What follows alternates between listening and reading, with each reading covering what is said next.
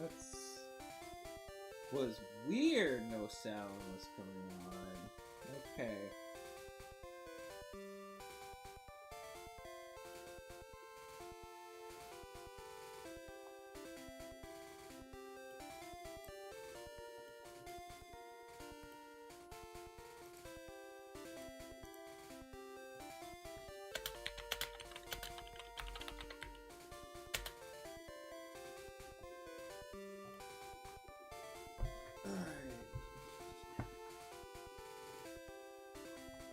Okay.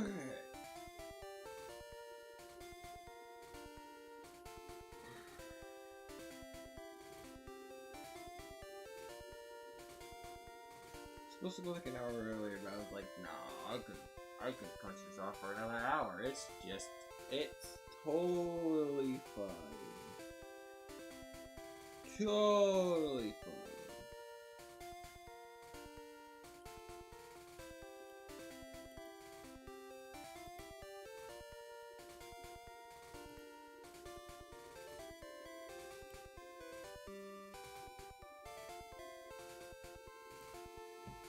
Anyways, item TM04. Okay, we got TM.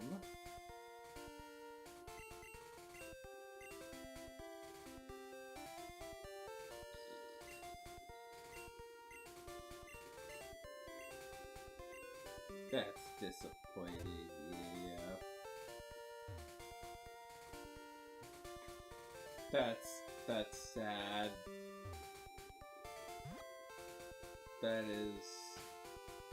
That is sad, depressing. It heads up, Charmander illegal. So it's an illegal because none of our team can learn cut apparently. It's just lovely. Anyways, God's strongest soldier is continuing with the worst game. Still don't know what Gen 1 are seeing in this game. Never understand. Maybe we'll Maybe we'll at some point. Mayhaps not. Oh yeah, it's Zapdos. You're not, there's, oh yep, Thundershock and Peck. Ah. Although, Thundershock did do quite a bit of damage. Alright, that does a lot of damage. Alright, we're just gonna have to play around the, we gotta play around the equipment. Satchels. Oh. Drill Peck.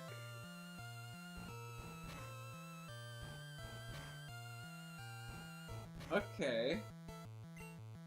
That's still, you know, I thought it only had Peck. I think it's going like, no way. No, it's just not terrifying at all. Look at it, it's resisted. It's not gonna like a Thundershock from us. I can't believe it says freaking Zapdos, man. Yay! Oh, but it moves. Although it's probably the hardest thing to get is moves. Ah, you beat me! Fair and square!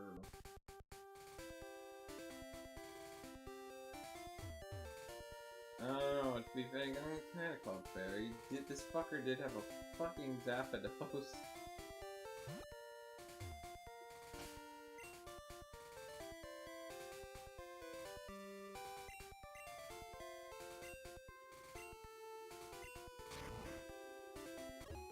That is true. Zapdos does terrify me. I swear, I'll learn Cerulean City someday.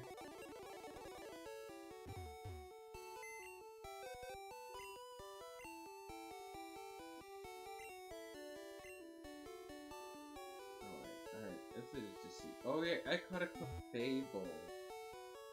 Right. I caught a Clefable. That's right.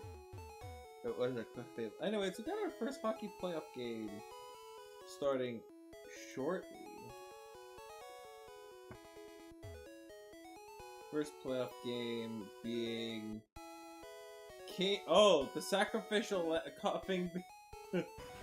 This will be a. I'll tune in for a little laugh. I need a little chuckle.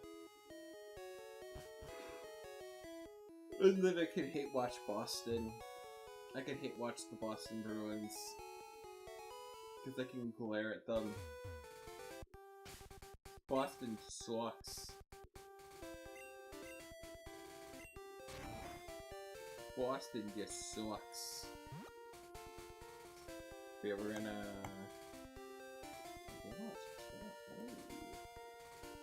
Ooh.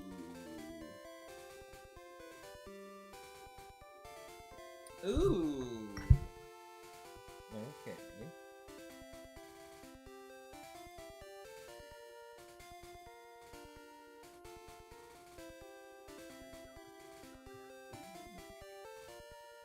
Sure.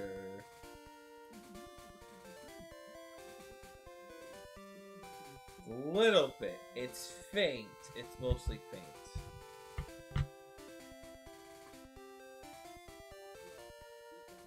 It's pretty faint. Alright, I don't think it should be picking up. Yeah, there we go. Okay, it's not picking up. First playoff game. I mean, yesterday it seemed like Ottawa kind of got outplayed, under-disciplined. And you got Brady Tkachuk being just a fucking idiot the entire time.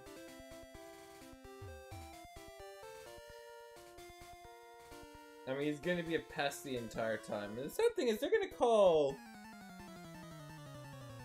Oh, man, they can't believe they got shut up by Freddie Anderson, too. Ugh. Former Leaf Freddie Anderson, too. That's the big thing. It's former Toronto Maple Leaf Freddie Anderson. That makes it all feel better, honestly.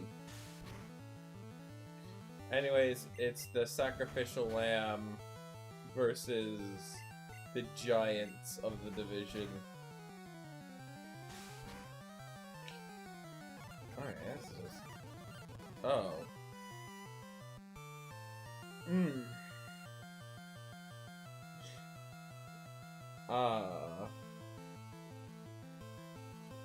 I see. That's why we don't speed up. Coughing's useless. It's okay. Wheezing's not that great. Wheezing's not that great either.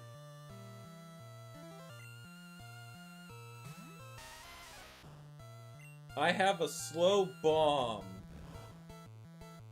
I gotta be more careful. Oh, of course. Or we could just keep missing rock throw. That's fine too.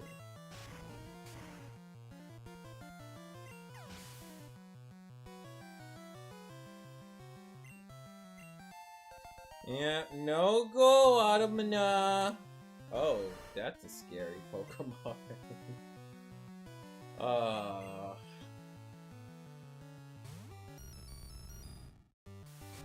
Ooh. Oh shit, that did a lot of damage. That does, but that doesn't do a whole lot of damage. Fighting types are kind of the... They're funny in Gen 1 because they're the weakest in Gen 1.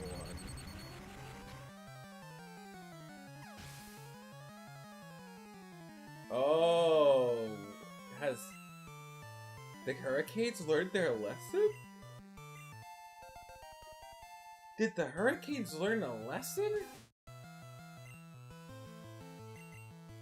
The Hurricanes learned a lesson.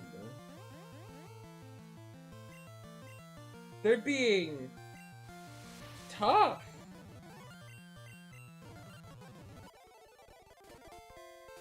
The Hurricanes stood up for themselves for once.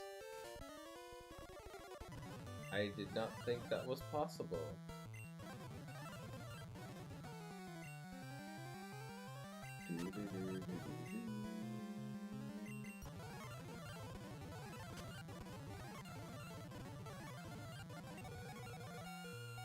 Lovely.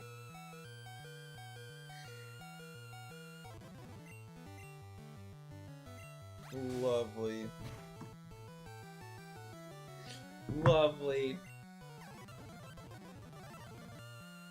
Okay, I can certainly bring Kangaskhan for some XP.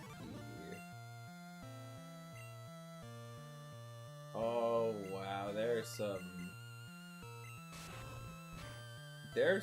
grit going on. Nice, nice. Gets great damage. 5 times. Nice.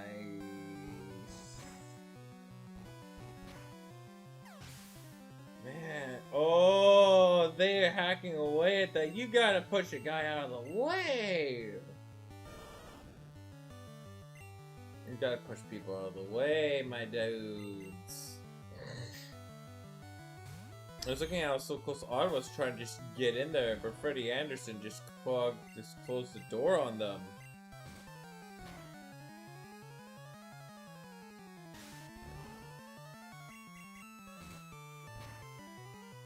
See how Ottawa can bounce game 2? They should be able to. They should be fine.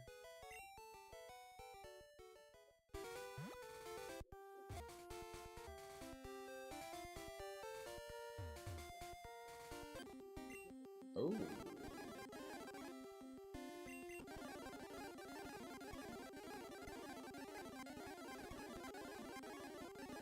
Uh-huh.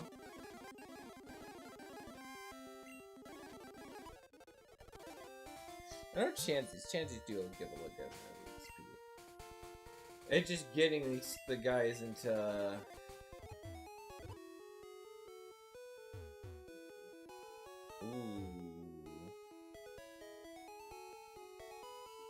Shane pinned. Oh, that's on the neck.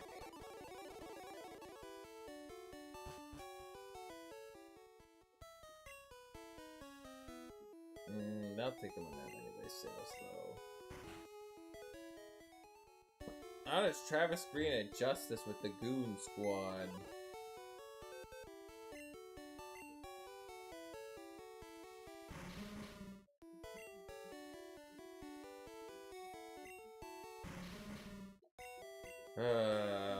Coughing sucks.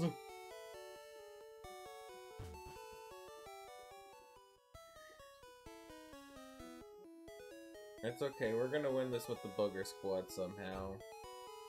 Somehow. Somehow, some way.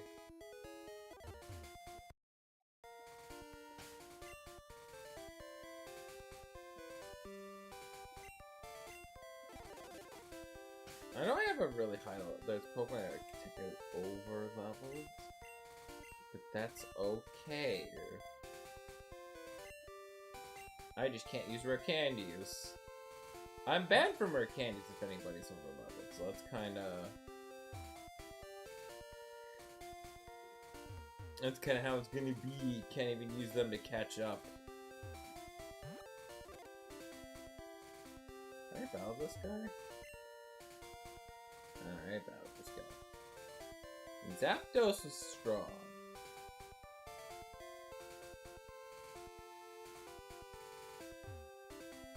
But yeah, I was really impressed. Like I say, one thing that's really impressed was the Hurricanes. I didn't think you guys would have it in him. Didn't think you could do it.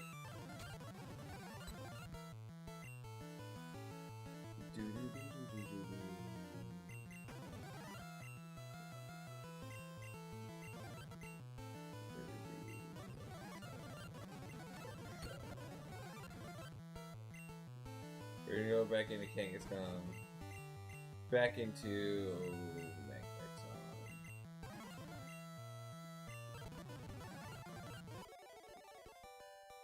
nice and easy.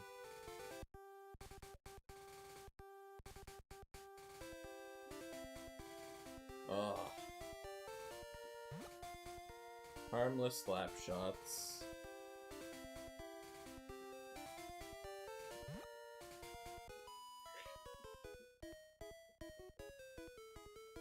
Try to create traffic. Another shot. Great block. Great block by the Canes.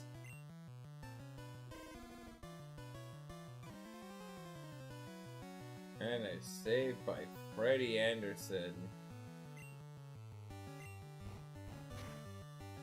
Bro did it. Bro won the game.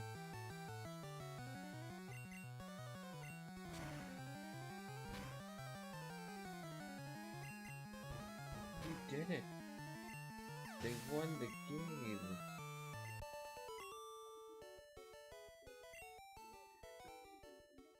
They did it. They won the game. I am temporarily impressed.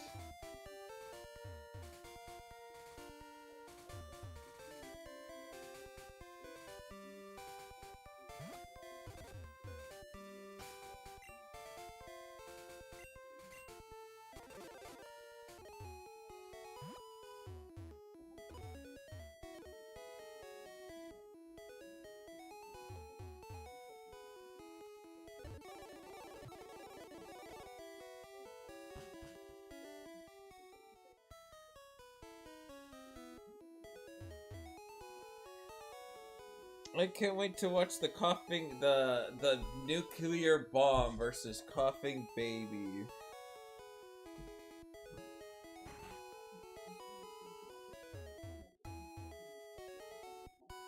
We'll see how hilarious this can be. If it's like 3-0 right away, it's gonna be like, yeah, there's nothing new.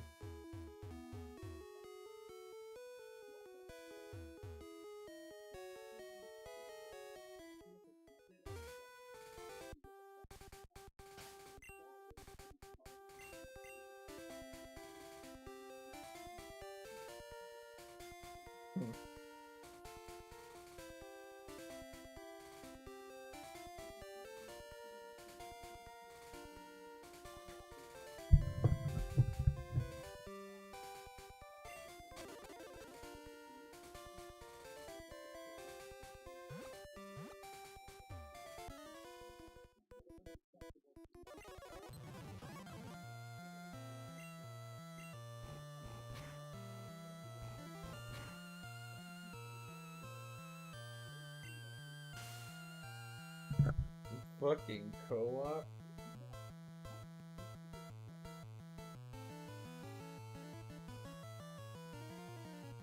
Fucking co-op.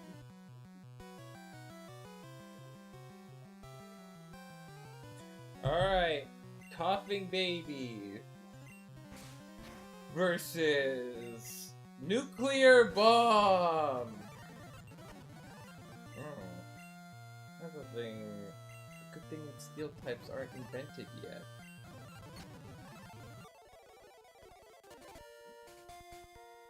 Coughing baby versus hydrogen bomb. Is it gonna be like that as everyone had foreseen? Or will there be balance in the world?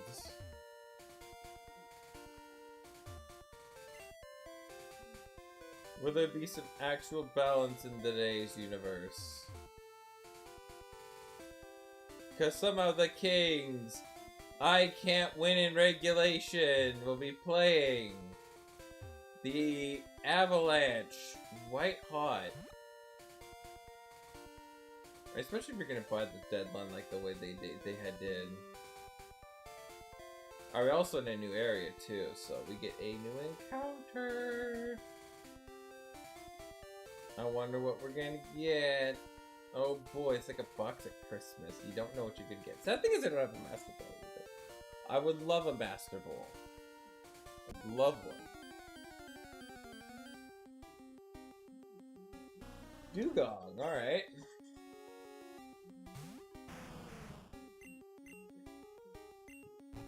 Oh, it's got headbutt. Oh, look at that. It's got a good move already. But Dugong is, kinda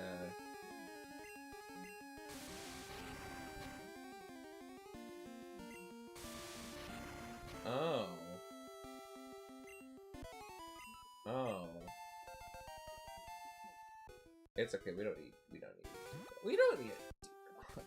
Who needs a Dugong? Not me. I don't need Dugong. Dugong sucks.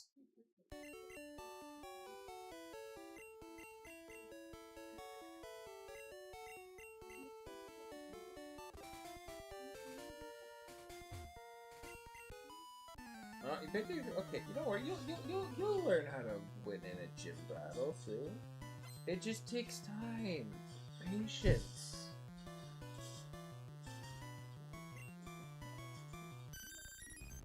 All right, here we go. Kings, Avalanche. Who's gonna win?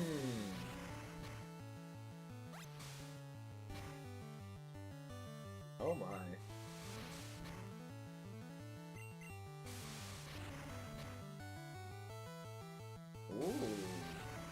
Ooh. We'll live that. Yeah. Damn. Rage. Kinda. Can I switch? Oh, the downside to rage. Okay, it sharpens. It's fine. We took half its health, and now it goes down. Alright, Stanley Cup playoffs.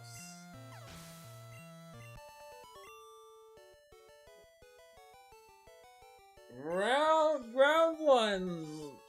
Coughing Baby versus Hydrogen Bomb. We're good. Boom.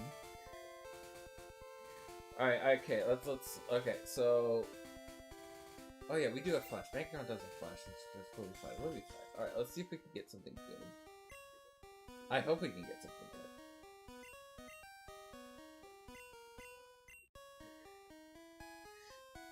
good. I hope we can get something good. It's a Zubat. I got a fucking Zubat.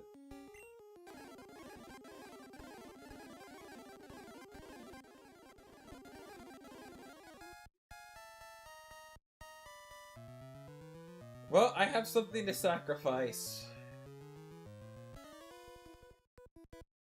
Zubat is generally one of the worst encounters you could get. Genuinely. Not even kidding. That's the most terrifying things to encounter. Alright, look, I'm not fucking around with this logo, dude. That was a crit. Damn.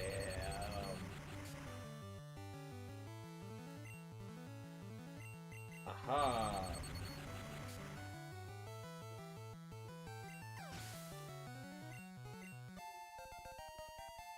This is what it's all about.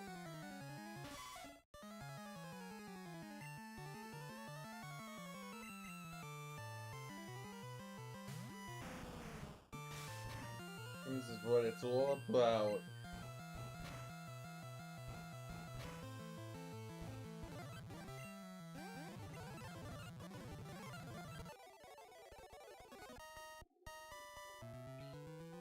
My fucking person count was a stinking Zubat. And it's like the worst. The worst.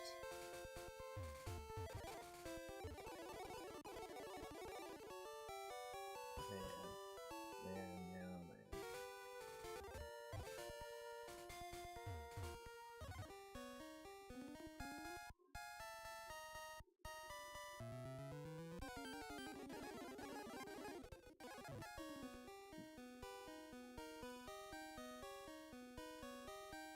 I'm pretty sure I'll just run.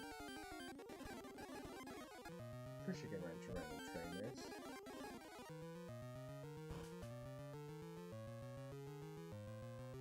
Oh yeah, but then like items. Shit.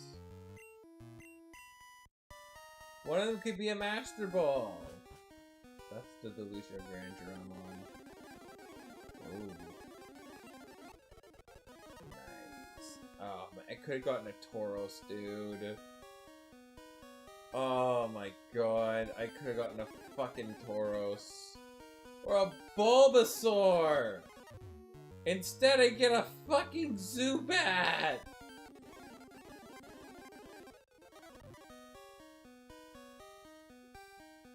Let's go! Somebody can win. Somebody's going to lose. We got a Venusaur bat. Oh, we got Bite. Ooh, ooh. Go bat. We're gonna Bite. Mackenzie Blackwood, strong season. Sorry, Scott Wedgwood. Sorry, my bad. Scott Wedgwood. Strong season. Here we go.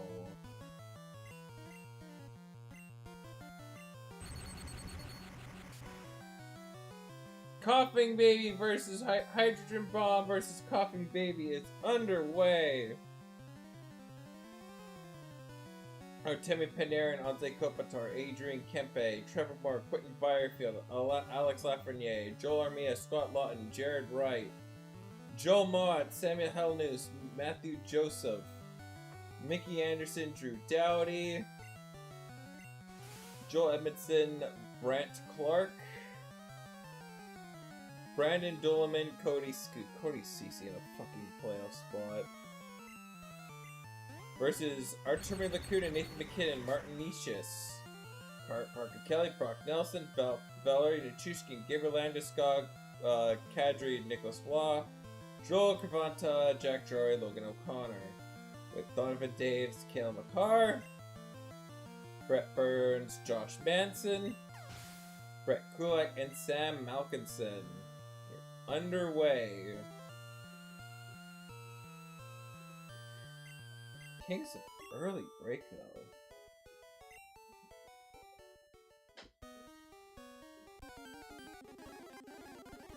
Kings with the early break in the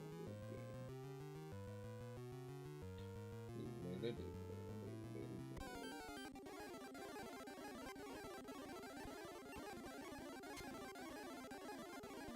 Nice, nice.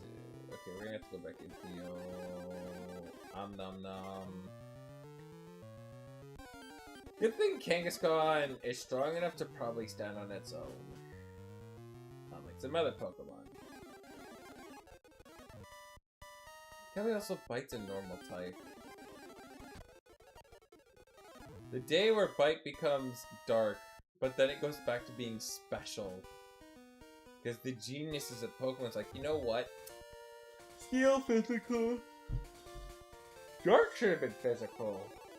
But they're like, nah, Dark's gonna be special. We're all gonna be special. Oh, nice, good shot for Colorado to start. First of many, icing on the Kings.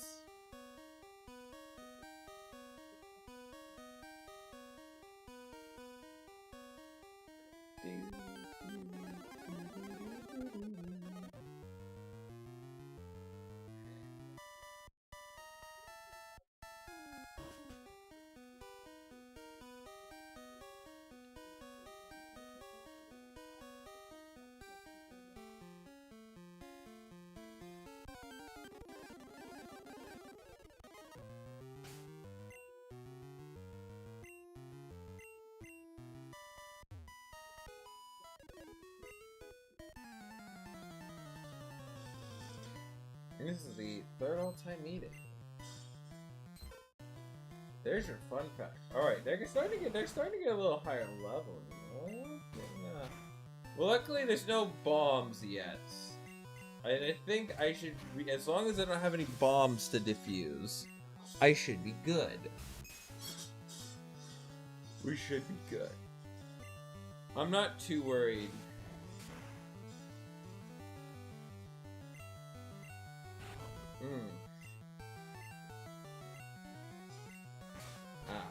Sometimes we just miss those, that's okay.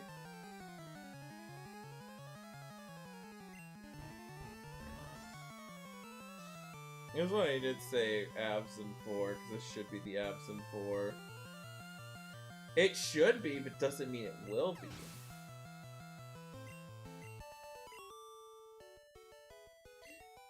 It's because things should be, doesn't mean they will be.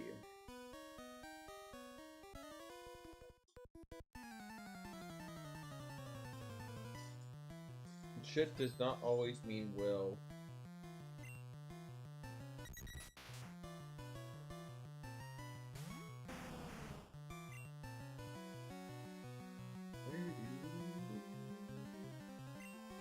Oh! Almost. Oh, so close to the absent net, the first one in. Kings break out.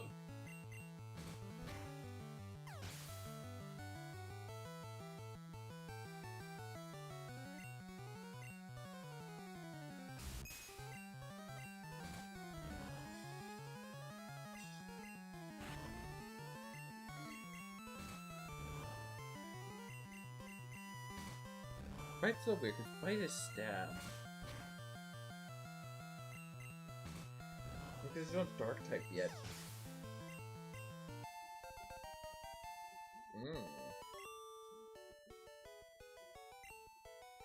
Well, that's that. That's the thing, there's no shinies in Gen 1 either, man. That's like the... kind of lame, you know?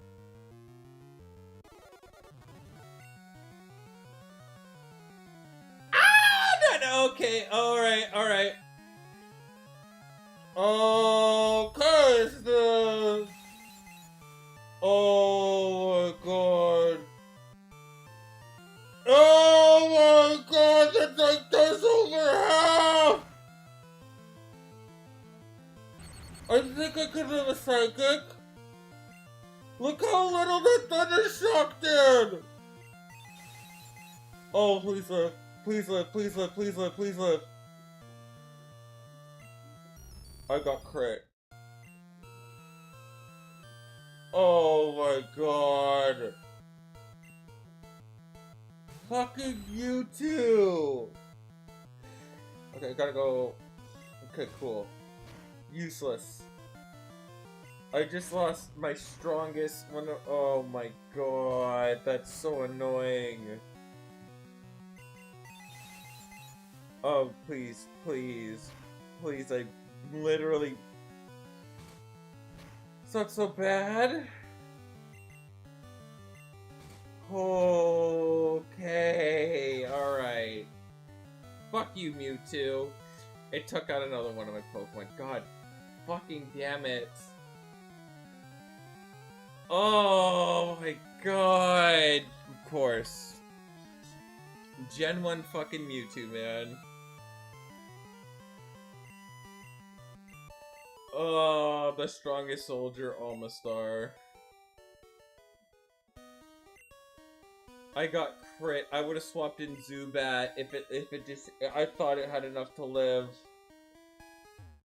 I would have swapped in Zubat to sacrifice.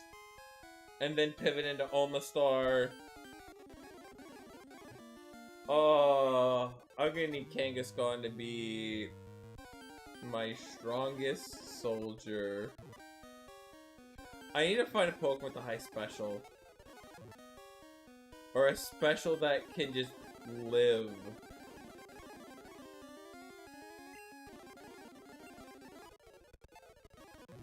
So we're gonna just get Kangaskhan to 31 because... Oh my god. That's fucking painful. I got a Zubat in this cave. This game's like, hey, you know what? You're gonna get a Zubat. That's what you deserve. You deserve a fucking Zubat. You deserve a Zubat there, buddy.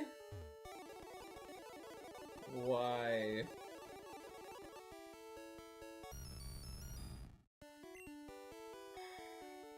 That was my best counter. I mean, I have a token. I've got token. I have token sacrificing Zubat. Oh my god. I'll lose it to Mewtwo. Mewtwo's just so fucking strong, man. Why is it so good?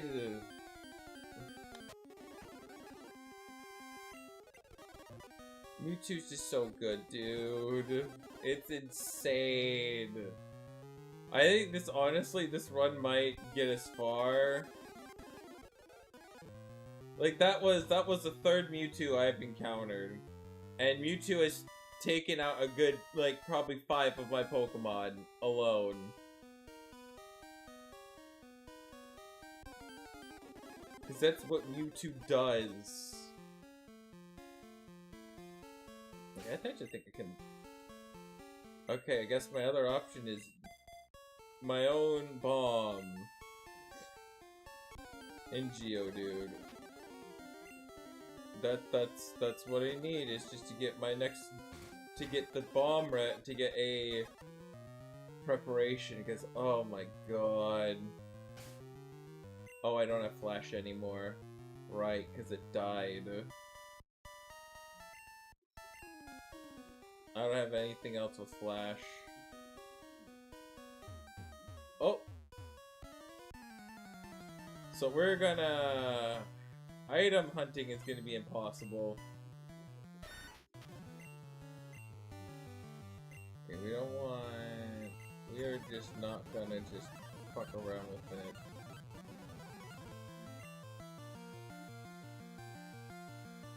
I can't risk it. I can't risk a switch.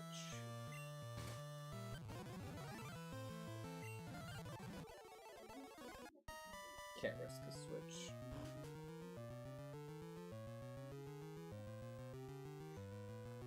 I really do, but like, I just can't.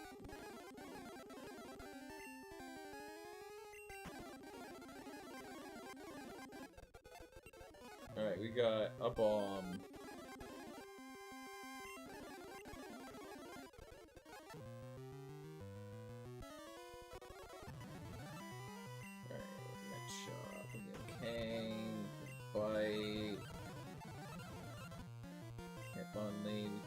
Geodude. I think we can figure out just fine. And then we're going to Vulpix, give it up to Geodude. We're going for Rock Throw. Alakazam. I am okay with the Rock Throw. This is risky and really dumb. Okay, I think we can live this. So yes. Oh, we fucking missed. You fucking... Of course! Why wouldn't we not miss? Oh, it's just fucking lovely. Oh. See, Alakazam is kind of a jump scare. Still not a fun jump scare. It's a not... Okay, we have to go all the way back.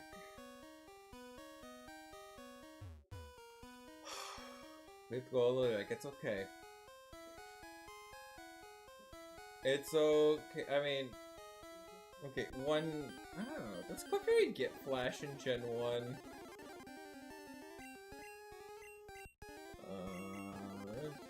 Oh. Cool.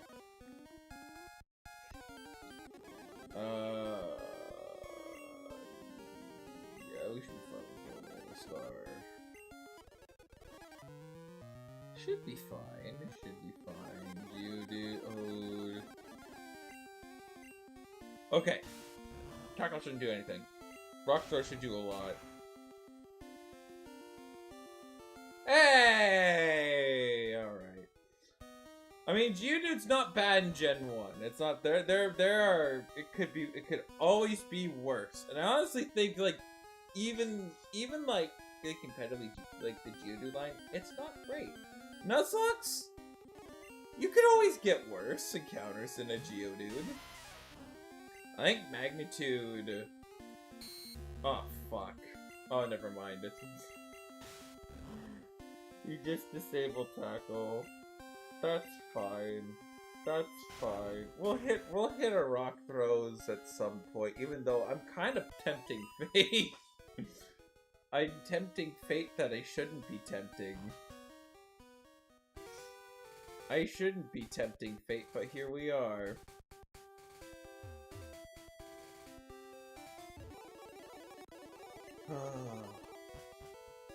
Just as long as I don't encounter a Mewtwo, we're all fine. But I do have the ultimate counter to a Mewtwo, and that is all hail Lord Helix. All hail Lord Helix, the mastermind and our Lord and Savior of Lord Helix. Oh yeah, we can totally be fine. We just have to hope that there's no more trainers with the Mewtwo. And if that's the case, we can just do the same thing, but for Pokemon Yellow, where they have a 10% level cap, and that's not fun. That's just as fun. Oh, nice. 23. Nice.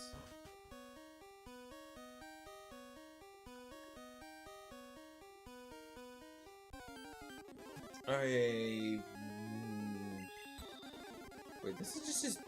No, this is fine. That's just fine. Now, I gotta be careful, because there is a golden rule in all of this. Is that Thy uses Thy speed up, Thy will fuck up in the most fucky ways possible. Alright. Geodude, the strongest soldier that I have. The strongest soldier that I have. It's okay. Sure, I could go back and get something with Flash, but to be fair... I'm not gonna lie, Geodude looks like a Cottony. Yeah, that's up there. Okay. That was wishful thinking. As long as you don't have a... Okay, a Weedle! Weedle! See, why can't more people have Weedles? Why can't more people have Weedles? People need more Weedles in their day and today. You know, you need more Weedle. You know? We need more Weedles. We need less stupid Mewtwo's. Because there's nothing scarier than counting a wild Mewtwo.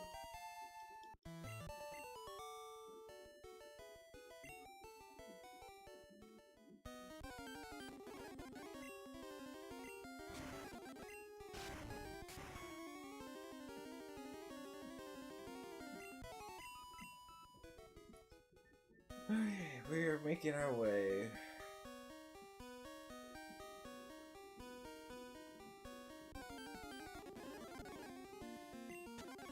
There's still hope. There's still hope to get rocks. There's still hope to get a Maskable. I mean, when we get a Flash Pokemon, we'll definitely come back here. We'll definitely come back here. Get a Flash Pocket Monster.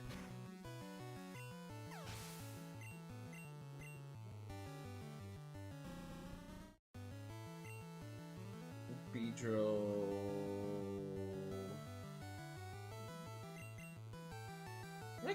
I can live a Tweedle. Yeah, I can live Fury Attack. Oh, that I'm not gonna like. How much damage? Hey! See, look at that. Toughest warrior Geodude. Fighting the strongest of battles. Oh, doing the old sand attack. But we hit the rocks throw. Ooh, that's not bad. Okay, we're gonna go with the more accurate tackle. Gust is on the physical side of this jet. Nope. Hey. Geodude, the strongest soldier. Yay! We have a column now because I'm gonna be opening up my Game Shark. Wink, wink, nudge, nudge. There we go. There we go. Alright, we're gonna save. And open up my Game Shark. Because trade evos are bullshit. Don't forget that.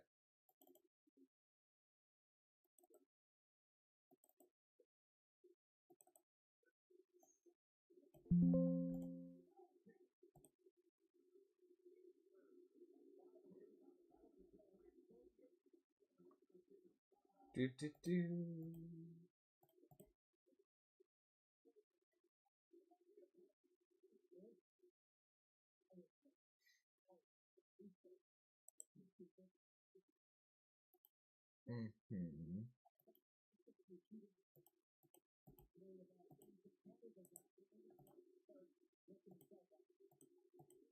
And then we're gonna make into a golem.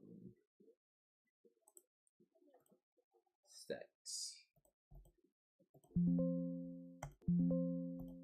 we go. Game Shark closed.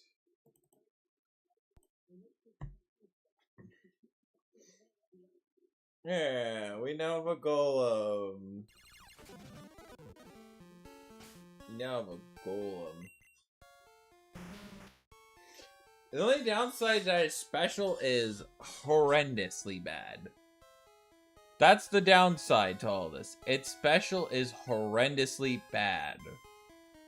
Kinda need a decent special in Gen 1.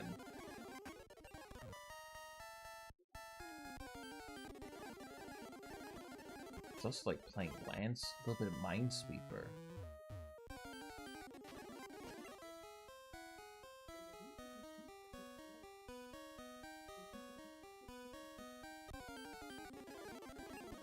Okay.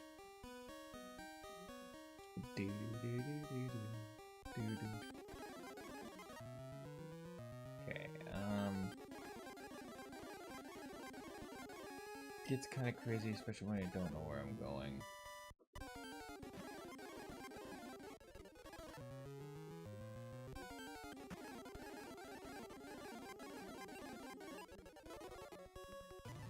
Alright.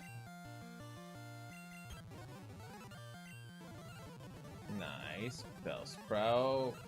We are not going into Golem because... But we'll bring our Golem into a Golem, and then we're gonna go into Omastar, and then we're gonna go Water Gun. Okay, so we are going in the right... Wait, we have a Poison Pokemon? Uh-oh.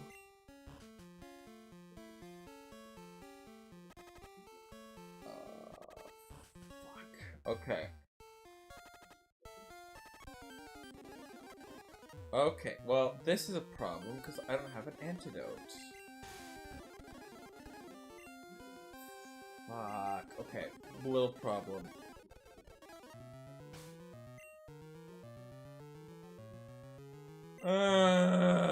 Okay. Luckily, it's got high HP. I hope we don't have to go too far back.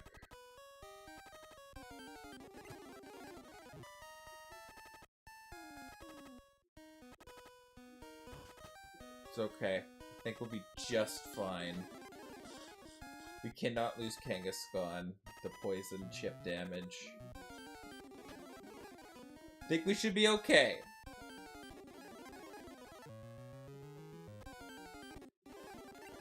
It just sucks that one of our Pokemon is poisoned. Okay, how much HP do you have? You should be, if you, yeah, we should be fine. Over 50, we are almost out of the cave. We should be fine. Still terrifying.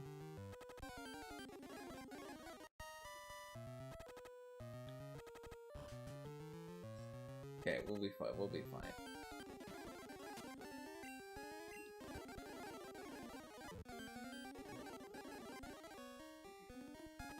Okay, we just gotta stick it out, alright?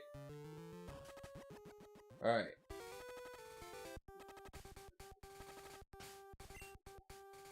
We made it lots of time to spare. Woo! Woo! Lots of HP to spare. Lots of HP to spare. Lots and lots of HP to spare. That's a sigh of relief. Although I should probably get Fearow out of my PC. Should get my Fearow out of my PC probably.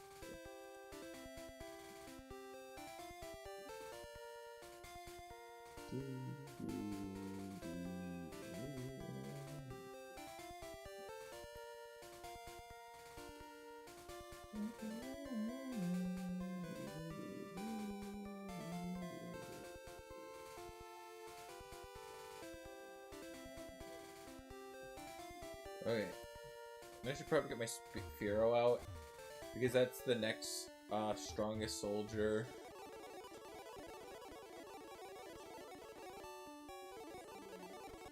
We still have the sacrificial lamb.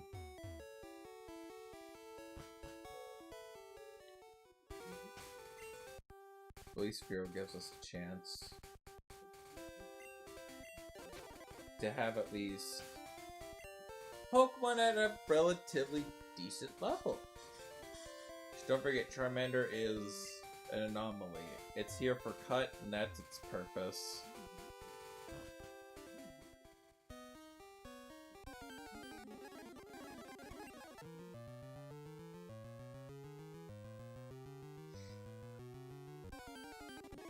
Okay, we're gonna walk through.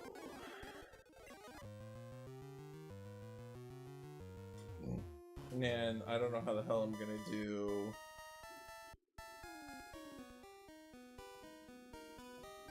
I don't know how the hell I'm gonna do. I do not know how the hell I'm gonna do the yellow with a 10% level cap increasing where my levels don't increase, my cap doesn't increase. That's gonna be a little tough. It's gonna be a little tough.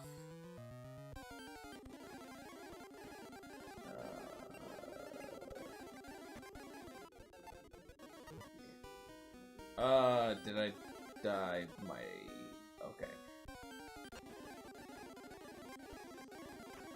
It's okay, everything's fine.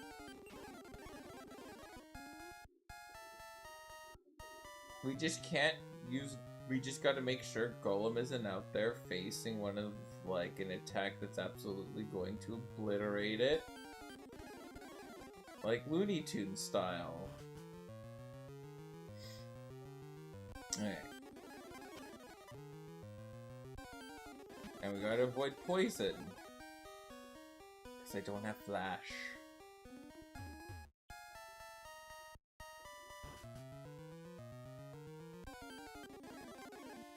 Don't have flash. Flashing good.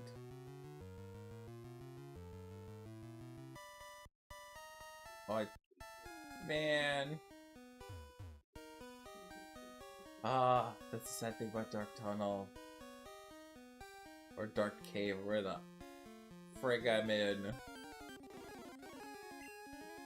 You said I would know where items are. 'Cause items are always important. Oh, no, that's the dead end.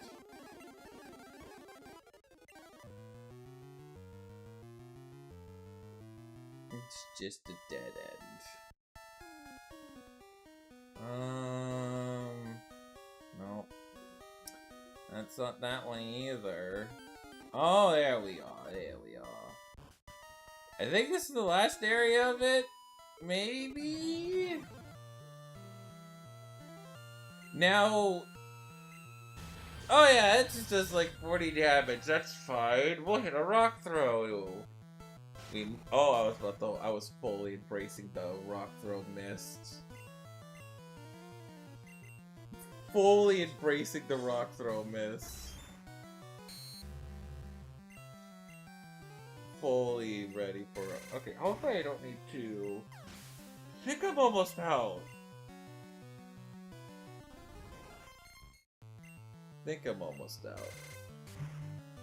I think I'm almost out here. I should be out of this cave. Yay, we have an over-leveled Omastar! Yeah. Oh, we got another trainer battle.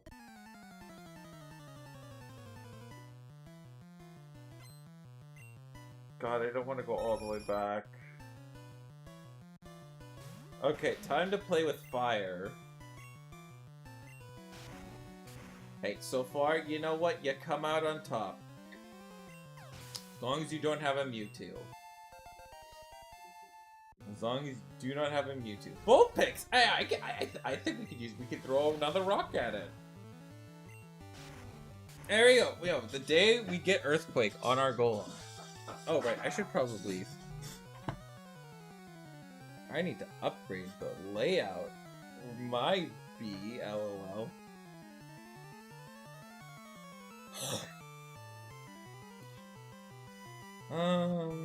Properties, browse.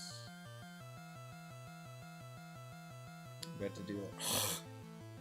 Sorry, I had something at the back of my throat.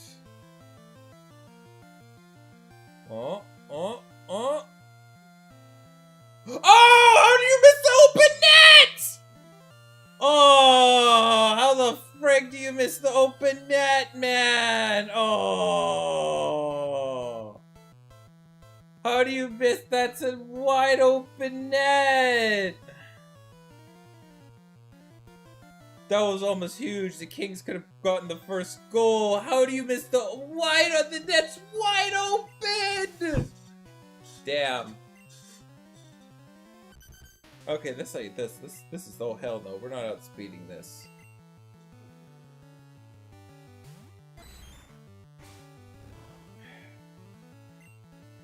Both teams had the scoring opportunity early on.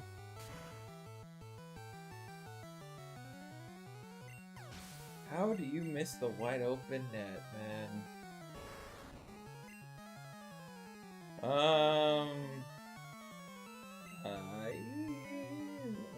That's okay. Let's get King some experience. King has gone a wee bit behind.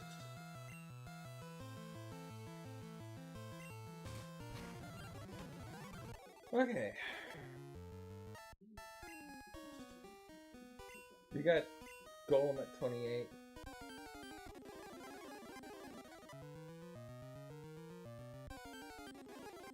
No, we don't want to fight a Bulbasaur. Alright.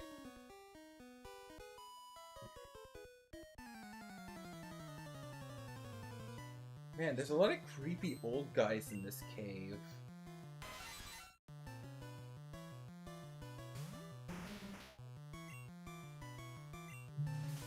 Okay, how much damage do you do? Only 5! Only 5. And we won it, KO it. Golem is our strongest dude. Rock types are our strongest soldiers.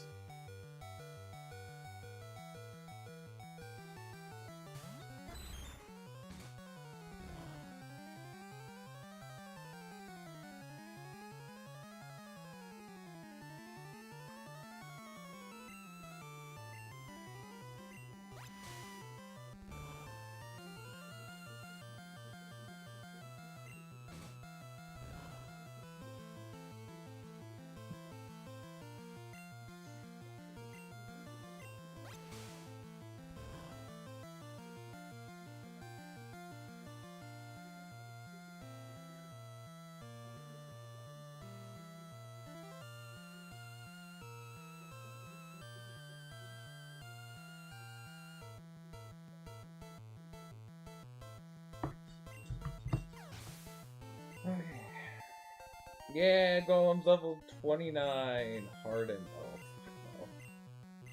no. Nah.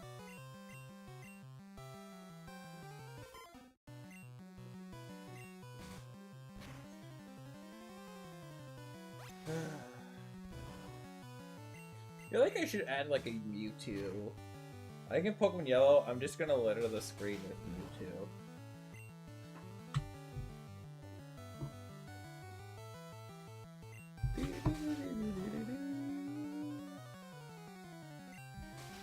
gonna litter it with Mewtwo.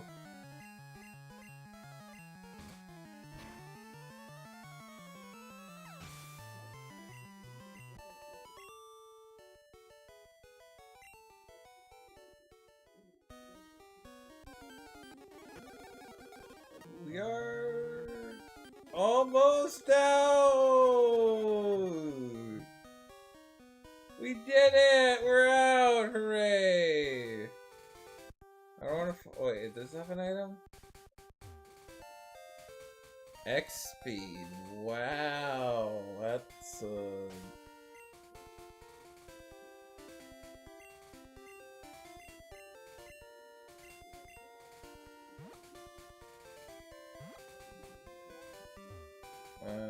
we did it! We're in the safety of the next town! Whew.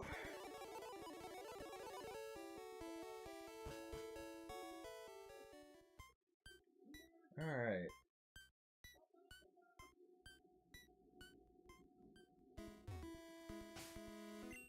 Time to go fishing. For an encounter.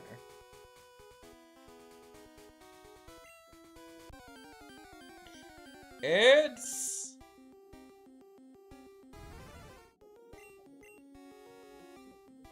Is it all Fearos?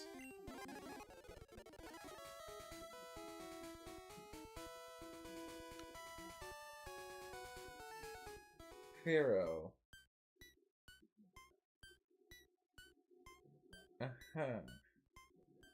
Okay, well... Let's,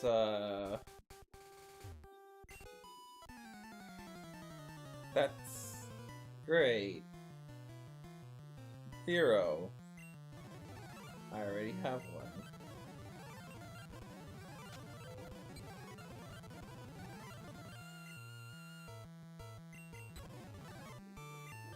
Alright, fucking...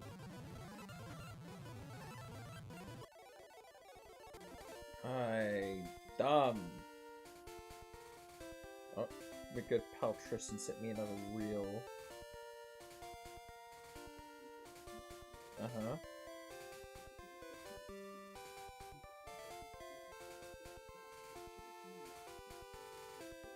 Mm-hmm.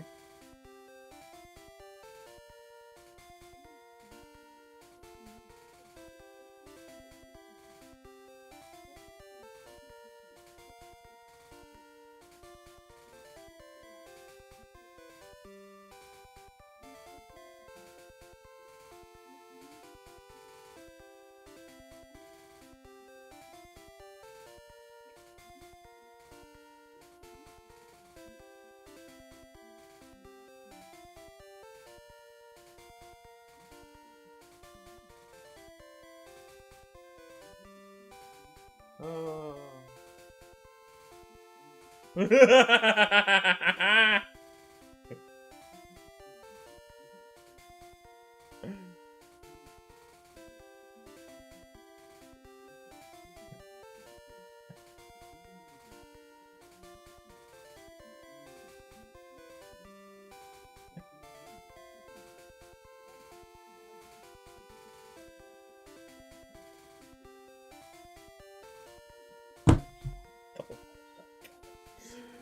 What the fuck? What that's so nice. I was like, oh, it's a little chicken. It gets dark so fast! Oh my god, that got fucking dark! Alright, what am I getting in here?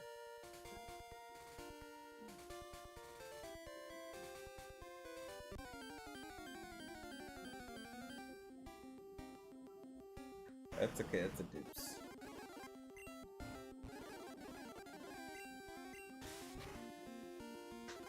That's okay. We can just talk about it. It's okay. Alright, come on, give me something that's good. Give me a slowpoke. I'll take a slowpoke. Give me one of the...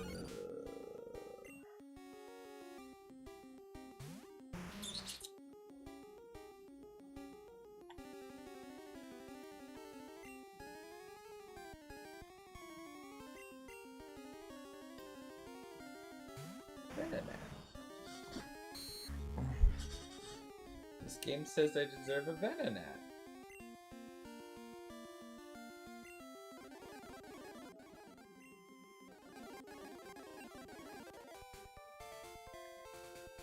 This game's like, here you go, buddy. Venonat.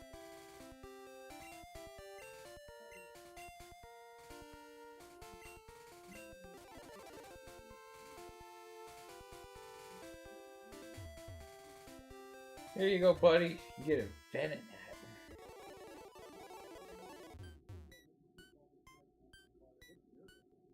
Get a Venonat, buddy.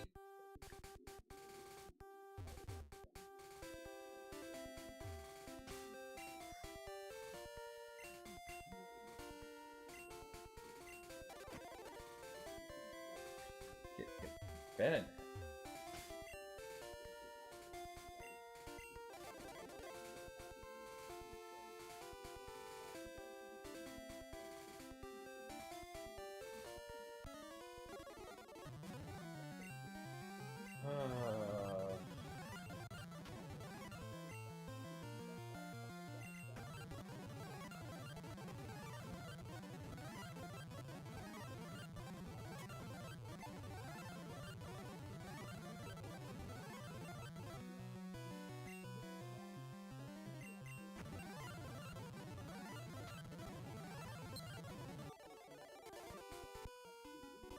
Oh.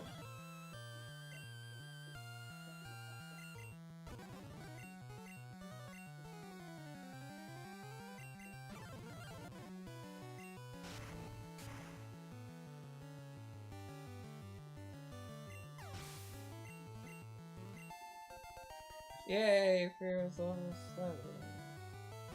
Charizard!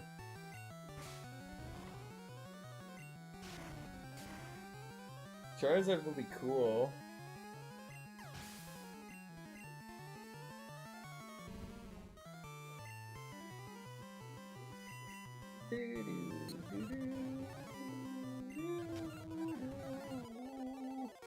Okay. So now we have a bunch. We got 2 pokes at 30, so we're gonna go with our boy Firo.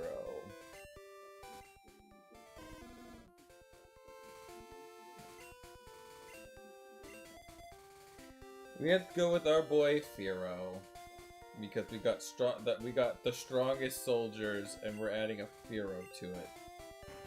Oh boy!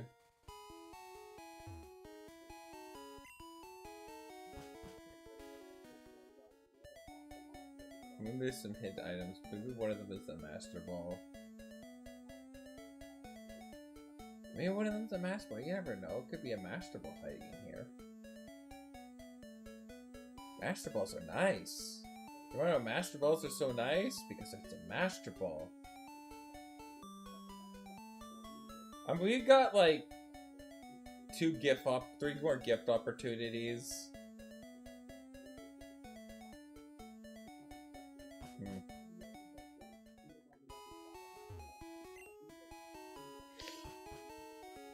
Alright. We have another chance for an encounter, folks. What are we gonna get?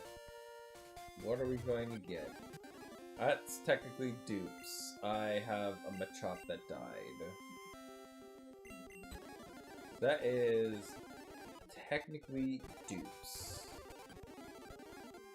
Krabby was my starter. This is technically dupes.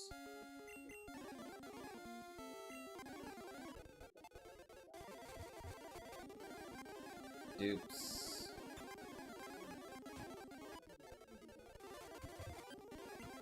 This is not dupes. Alright. Ivysaur. Okay, we gotta hope and pray.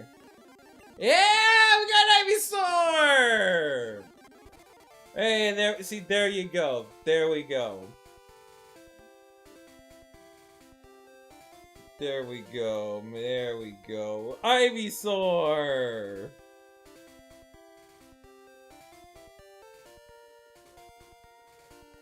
Ivysaur, here we go. That's doable. Even though the strongest we get is like fucking Mega Drain.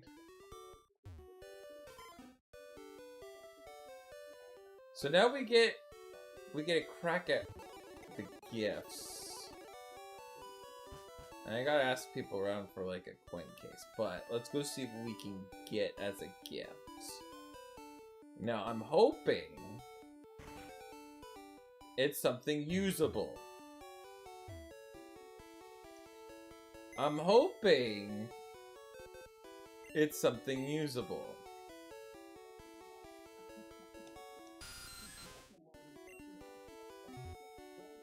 I'm hoping it's something usable, because like if it's not usable, then it's...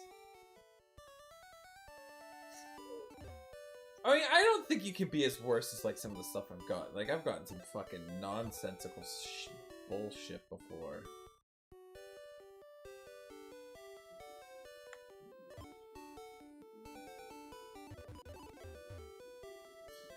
It's like I've gotten some nonsensical bullshit, so.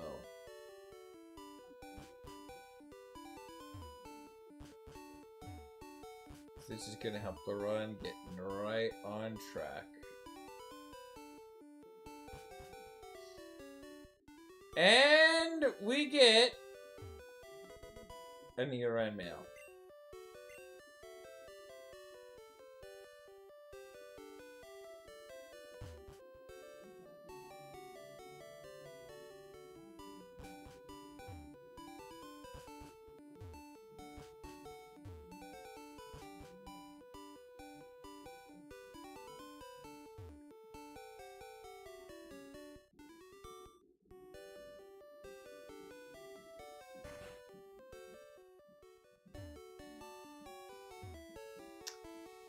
A year-end mail.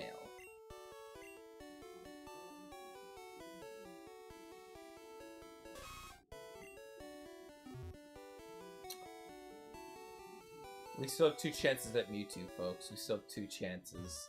Am I delusional? Yes. Very delusional.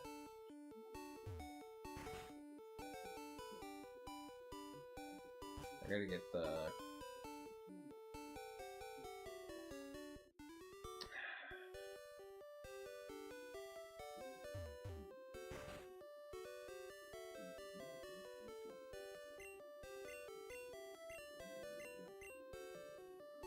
Alright, coin case. Let's go see what we can get for...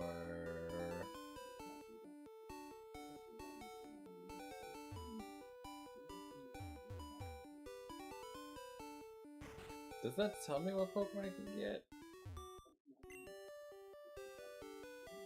Poliwrath, Kingler, Rhydon. Pikachu, Raticate, Electrode. Oh,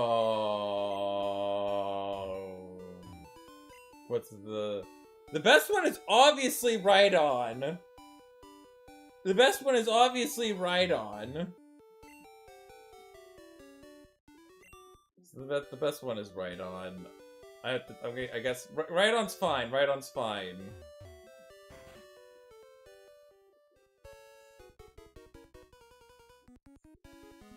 Don't forget to gamble, kids. Oh. You only give me...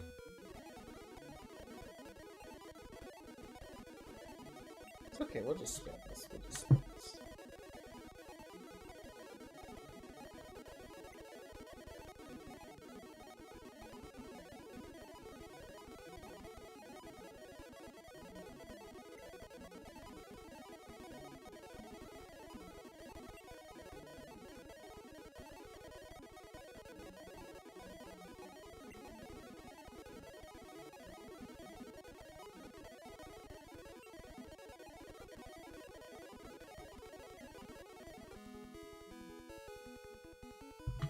Alright, there you go.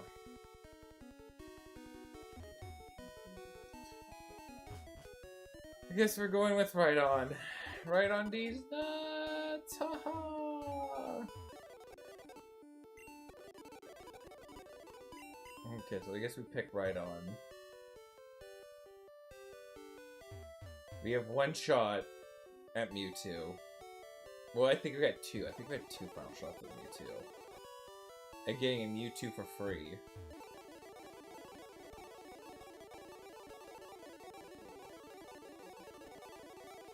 Actually, yeah, we're gonna have to...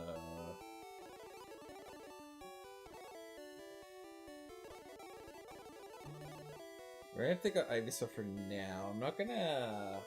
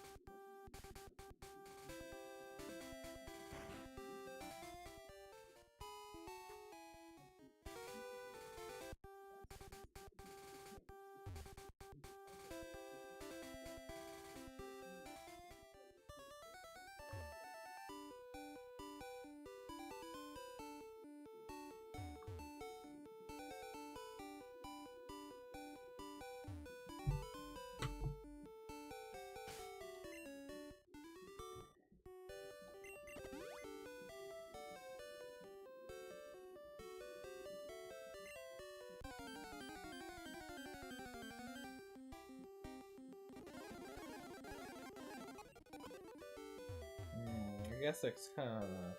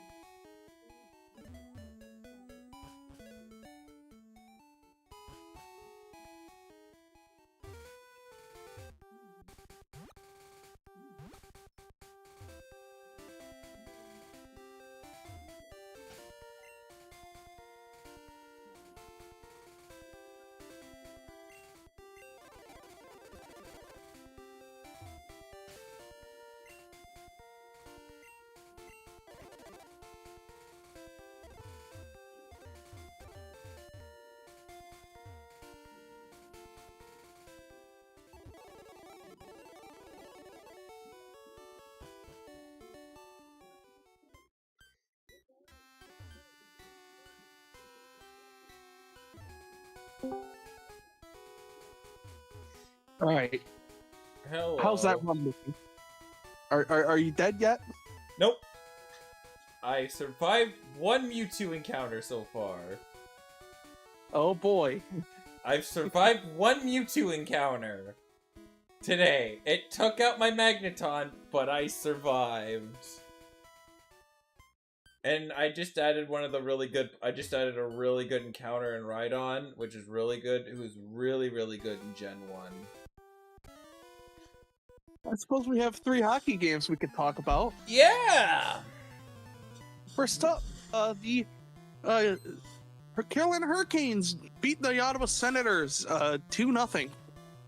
It is going to be chippy. It was going to be super chippy. Ottawa was going to play very dirty. But so far, the, give credit where credit is due. So far, surprisingly, the Hurricanes are up to the task. I didn't think they'd be up to the task.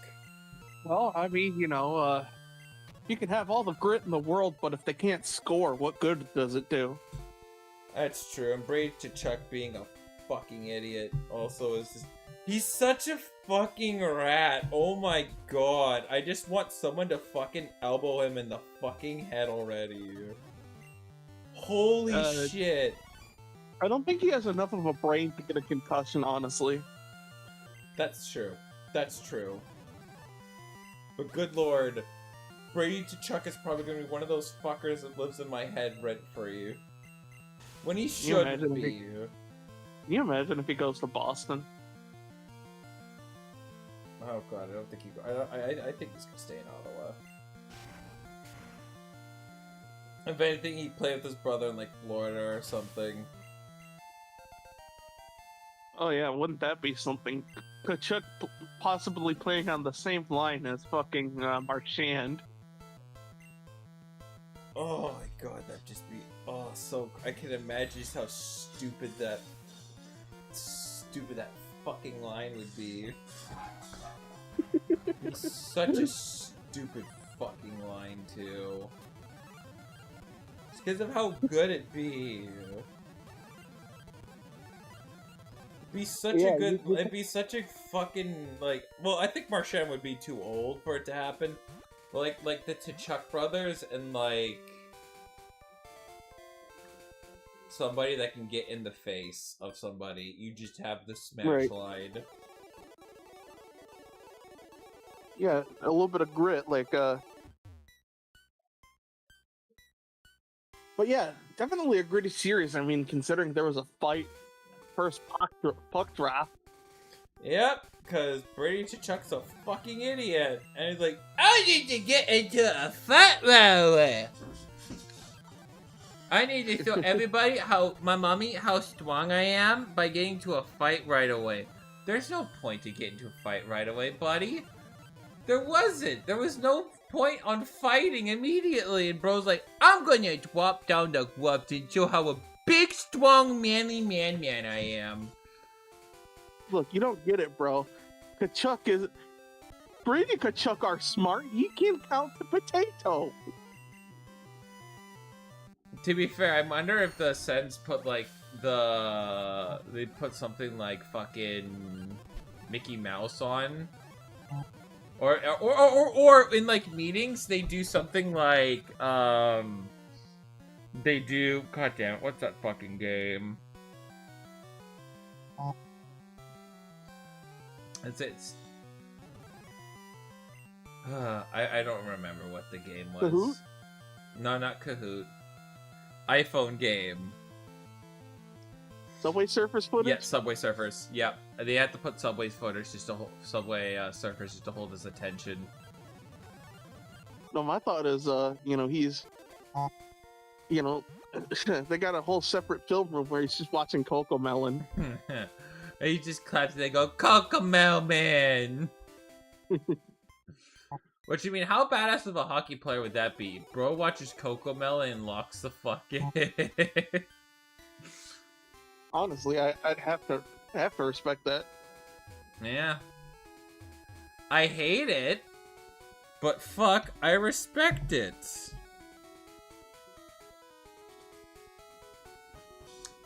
But I'd be like, damn, I respect that shit. Yeah, Cocomelon. Yeah, Cocomelon. What else? Yeah. What else happened? Wild beat the Dallas Stars 6-1. Fuck off, Tristan. I didn't wipe yet. I'm still alive. I faced a Mewtwo and I fucking won. You were saying? The Minnesota Wild beat the Dallas Stars 6-1. I think, myself included, I think we all underestimated the Minnesota Wild. I said it was going to be tough. I had the Wild winning in 7. And I've seen many a series where Toronto was playing the Lightning, where the first game was not even close. And we'll see what the rally looks like. We'll see how the Stars rally back on Monday. I've heard from Stars fans saying, no, this is pretty much normal. Like, we are power play merchants. Like, one of the secrets of this team is that we cannot perform at even strength. But yeah, a lot of pretty well distributed puck actually.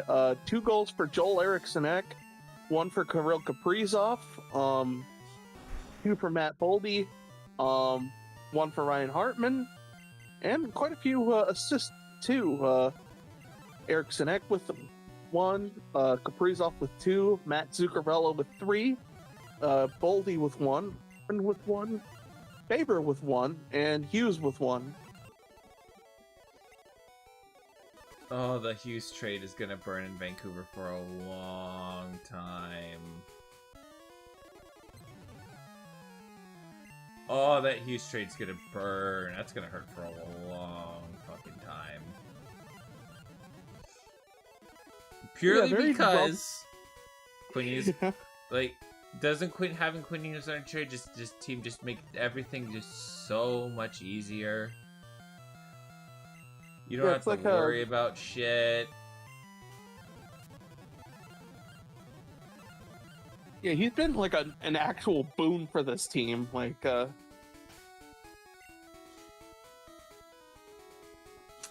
said, he was gonna be all along. Like I didn't realize that defensive players could be this good. Like, I'm used to the ceiling of defensive players being like a Jordan Greenway or something. Yeah, I know. You have to have one on your team to kind of see it, to believe it.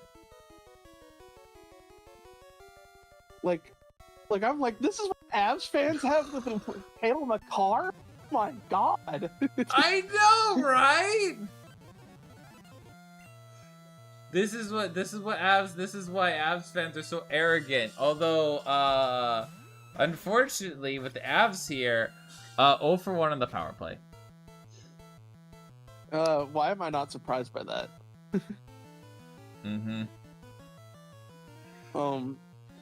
Yeah, it's currently scoreless between them and the Kings right now. Eyebrow is raising.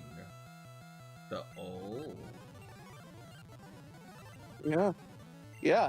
5 minutes into the second period, scoreless tie. That's a little That's a little sus. Yeah, there's someone who get the fuck up poisoned. But yeah, Minnesota steals one in Dallas's barn in a statement victory. Let's keep up that momentum. And one more, the Philadelphia Flyers steal one from Berg's barn, 3-2. Yeah, there's even though there's a good experience in Vetosity, the Flyers are not gonna go away quietly at all. There were fights, people were beating the shit out of each other in the stands, and all I gotta go is just take a deep breath and go, God, I love playoff hockey. Yeah, no points from Sidney Crosby, surprisingly. Oh boy, they're going to be loud. With Crosby sucks. Crosby sucks. Yeah, his performance, no goals, no assists, meaning no points, and 3 shots on goal. Crosby sucks. Crosby sucks. Yeah, that's. By the way, that's a similar performance as a guy on the Pittsburgh Penguins, Elmer Soderblom. Guys, it's question mark. Is Crosby washed? Chica Waka. Well, I mean, he's no longer Sid the kid anymore. He's Sid the grandpa. Grandpappy, do you remember what the war was like? And of course, this first game being underway, Kings had a really good shot at making this 1-0. They missed a wide open net. That is going to probably that's gotta burn for a while. It's gonna burn for a bit. Yeah, just like herpes or gonorrhea. Or getting like a really bad burn. You know, on your dink. Spritz.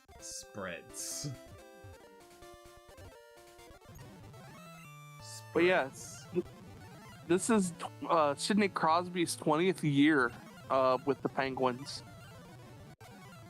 He's only 38 too, and he's like 38, 30s. He's still got like a lot of hockey left. Easily have a lot of hockey left. I just don't know when the appropriate time is for guys to hang up the cleats. Like the average length of an NHL career. It's not 20 years. I'll tell you that much.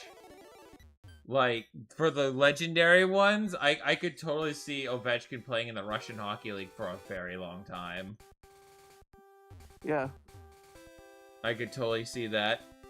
I mean, goodness gracious. Jaromir Jagr played hockey until he was, like, in his middle of his 50s. That's insane.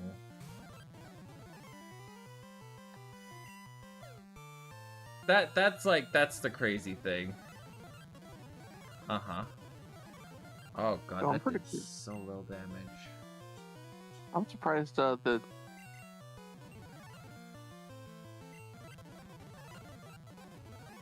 Oh my god, I think Yager's still playing. I think he said this was his last year. But yeah, it's crazy how he's still going. Yeah, he's been playing since 1991. Oh, Yager's never gonna hang up the cleats, man. He's never gonna hang up the cleats. He wants to keep playing. He loves the game of hockey. I think he'd be so good. Oh my! Oh! They're waving it off. No goal. Who got no gold? Avalanche. No goal. They waved it off.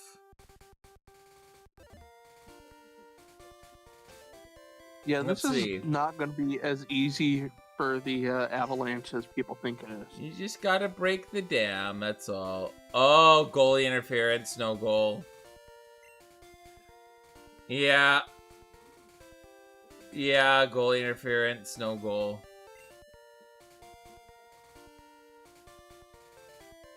That's a fair call. He was interfered with. No goal. Yeah, could it be time for the Colorado chance? Not yet. Not yet. It's only one game. Not quite. Not quite. Not yet. Not yet.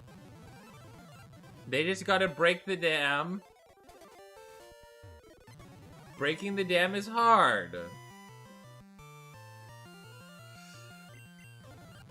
Unless you're Beaver. Could be. Oh my god, Rob Ristafiner hits a solo home run! Oh my god, he can hit bombs! It's a miracle, chat.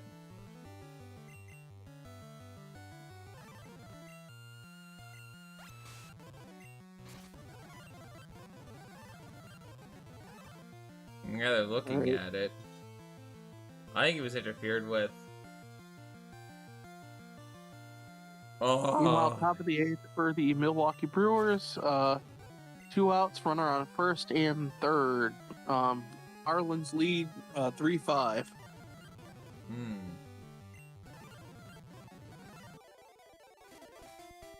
Marlins lead 3-5. I know. Ah.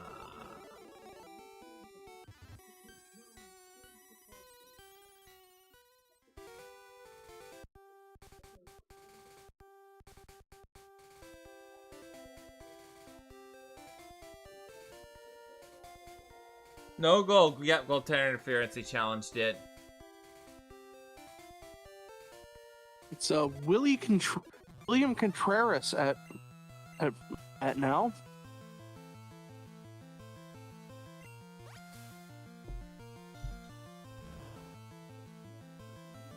It's Gary Sanchez at first and Bryce Terang at third.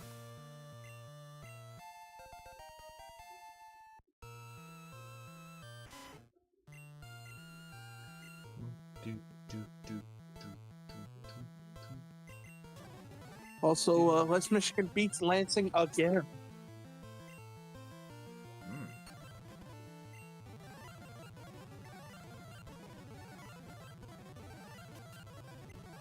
Nice. So far, I mean, as long as I don't run into another Mewtwo, I'm... I mean, like, God forbid, right? God forbid, I don't need to see another Mewtwo. I've seen 3 of those bastards today. 3 too many times. It's 3 times too many. Alright, strike 1. That's a strike swinging. Oh, Kings are to the power play because, right, it's a failed challenge, which means Kings are on the power play. Uh-oh.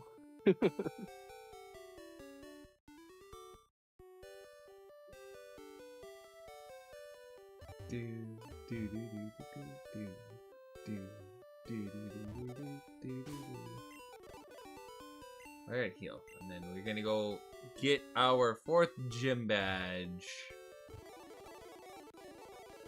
And that's a line out by Contreras. And we go into the bottom of the 8th.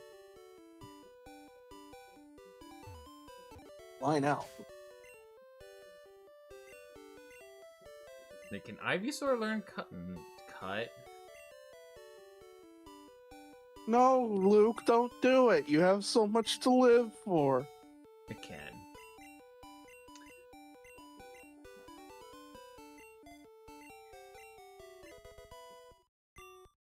Okay, I can put back the Charmander then. Charmander is my cut thing if I need cut.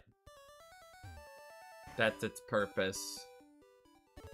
Its purpose is to be an HM slave.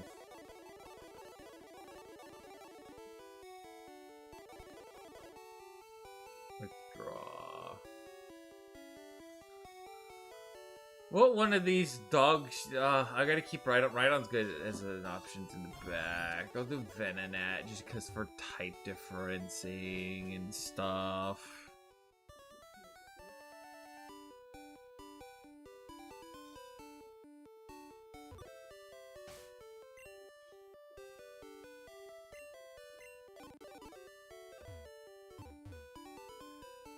We will get this. We will get the 4th badge. I mean, I honestly think with this first run, I think this first run is going better than I thought. As long as the gym leader doesn't have Mewtwo, we're fine. It's got Mewtwo. Little cooked. Slightly cooked. Also, something else to know, Yakov Tregnian, sets a franchise record with 13 hits in a postseason game. I think we got a proper goon on our hands, boys. Oh. Wow. That's goon, not gooner.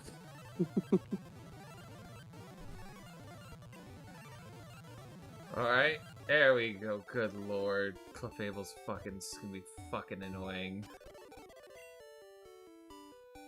But it's fine. Just minimize is just the worst thing to happen.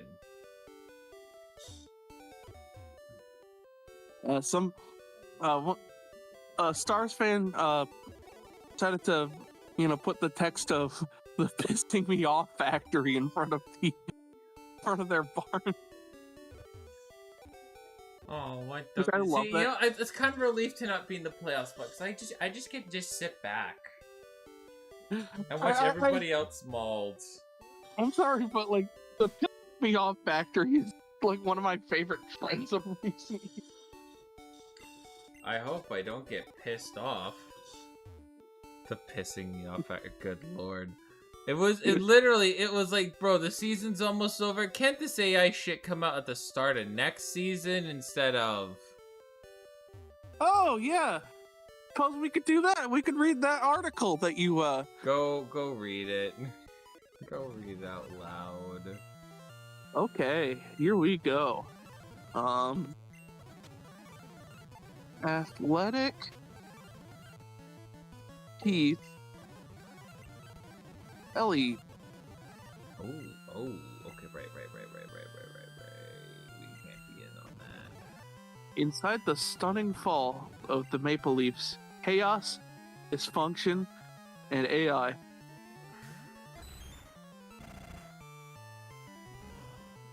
Here we go. It spoke to the gravity of the situation that he felt compelled to be there at all, inside the war room at the Toronto Maple Leafs' suburban practice facility ahead of the March 6th trade deadline. Seldom does a finely tailored suit from the C-suite rub shoulders directly with scouts who spend hundreds of days pounding the pavement each year for players, but there was Keith Pelly, president and CEO of Maple Leaf Sports Entertainment, overseeing the action. Pelly had never taken that approach with the NBA's Toronto Raptors or MLS's Toronto FC, the other big league clubs he oversees, nor had he been in the room on trade deadline day a year earlier when Brendan Shanahan was still the president of the Leafs. But he was concerned by the direction the team was taking under general manager Brad Treliving and felt it necessary to get a first-hand view at how the front office operated under pressure and arrived at decisions. Pelly viewed himself as merely an observer, but others there felt differently. He didn't sit in silence. He peppered the team's scouts with questions, demanded more assets and trade conversations, and tossed out opinions and ideas. As one team source put it, fans would have been surprised to see just how involved a non-hockey executive was that day. Pelly didn't come empty-handed either. He had notes that included possible trade returns that Leafs staff members believed were generated by large language models and artificial intelligence, tools that have become increasingly influential at the top of MLSE, but hadn't been part of the usual process with its NHL team. Pelly later brushed away any suggestions that he tried to use AI to influence the Leafs' trade deadline approach when questioned by The Athletic. What he witnessed that day, however, was a front office that, to him, appeared disorganized and directionless. It would soon cost Treliving his job. There is no shortage of blame to go around for a season that saw the largest year-over-year points decline in 109 years of NHL hockey in Toronto, and a team that wildly unperformed own expectations of Stanley Cup contention. But how did it go all so wrong? How did the Leafs crash out in such staggering fashion from the NHL's longest-running postseason streak to the near bottom of the standings and the first playoff absence in a decade?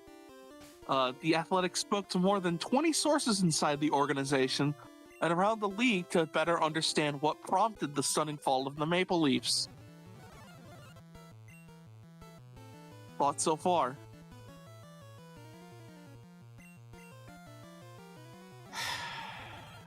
Hey, you guys, this AI model says this player is worth this player is worth this. Fuck off, man. Like, Like, we're failing this season. Oh my god, what do we do? Let's consult AI! Batman, you know what we're gonna do? We're gonna consult an AI model, Batman. That's what we're gonna do, Batman. I'm gonna help save my hockey team by using an AI model. That's what we're gonna do. Oh, what's this? This AI model says we're paying too much for this particular asset. That's right, Batman. We're not gonna do the trade there, Batman. That might save our season, Batman. We ain't gonna do that. No, Batman. Chapter 1, A Depleted Roster. The shadow of one person loomed over the opening of training camp, and he wasn't even there. Mitch Marner chose to leave the team after 9 seasons in the summer, had gone to the Vegas Golden Knights on an 8-year contract. Marner's exit was years in the making. It wasn't until the very end, until it was too late, the Leafs, led by Shanahan, seriously considered a future without him. Now he was gone. So was Shanahan, in large part because of how the Marner situation had been handled.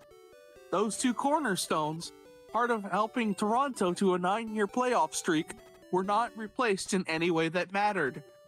In the beginning, it was weird for everyone without Marner, a do-it-all superstar whose chatty, enthusiastic dressing room presence had been a constant. But they were also ready to move on. Days into camp, Captain Austin Matthews mused that reporters had only 2 weeks left of questions about his ex-teammate. There was hope. Hope that newcomers Matias Maccelli, Nick Waugh, and Dakota Joshua could replace at least some of Marner's production. Extremely loud red.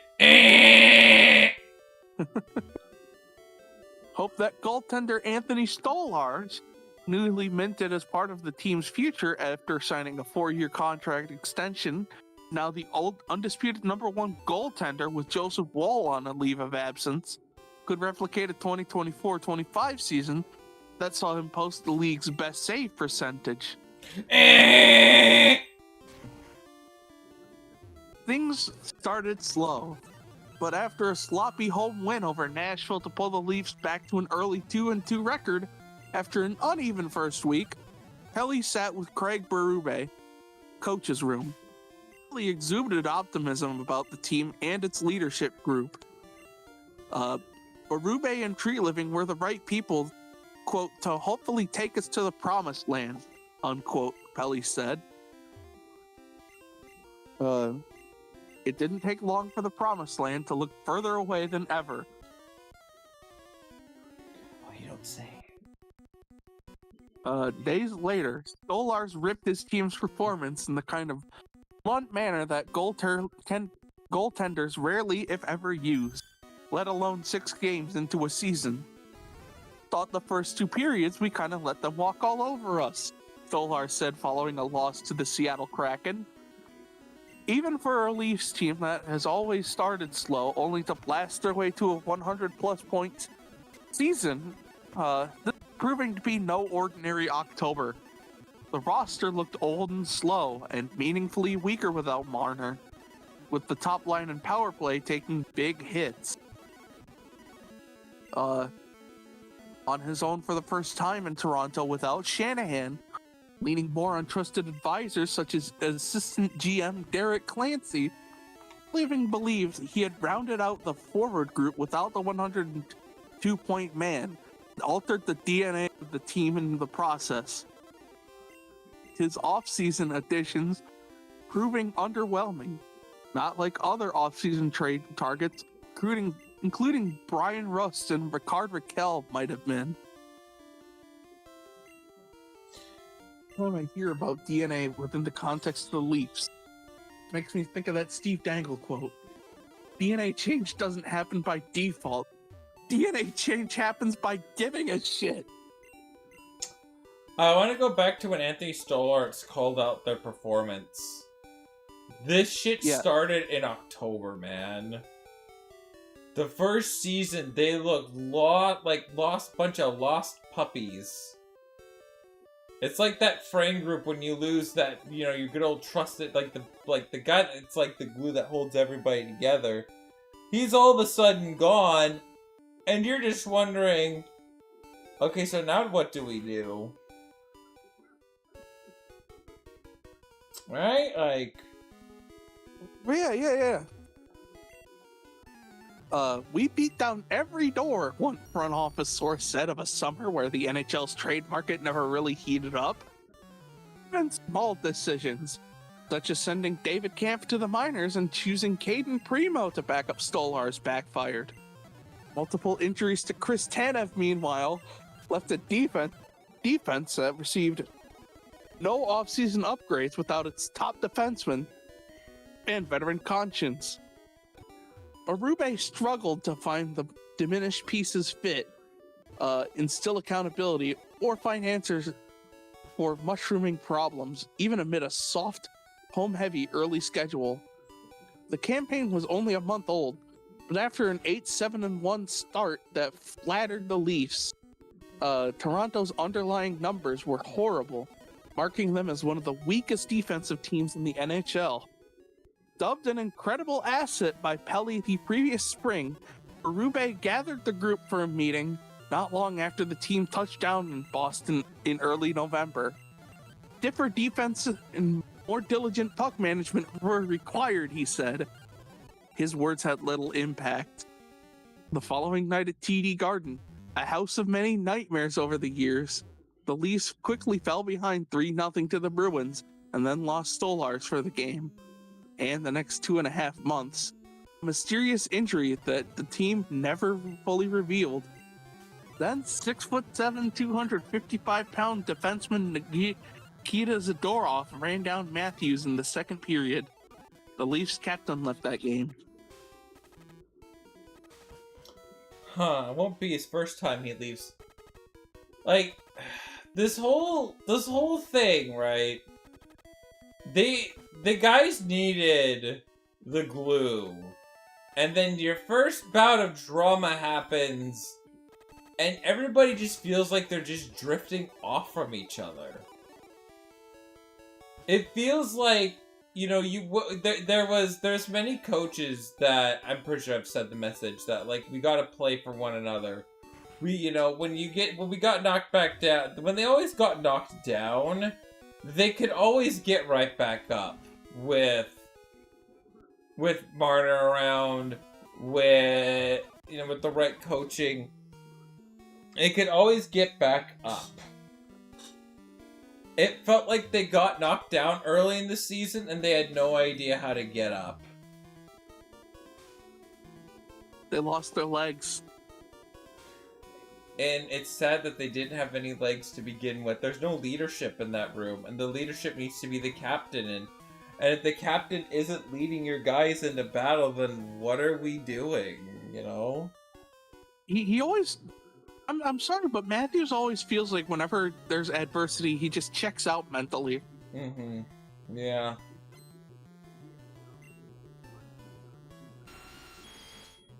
You know, like...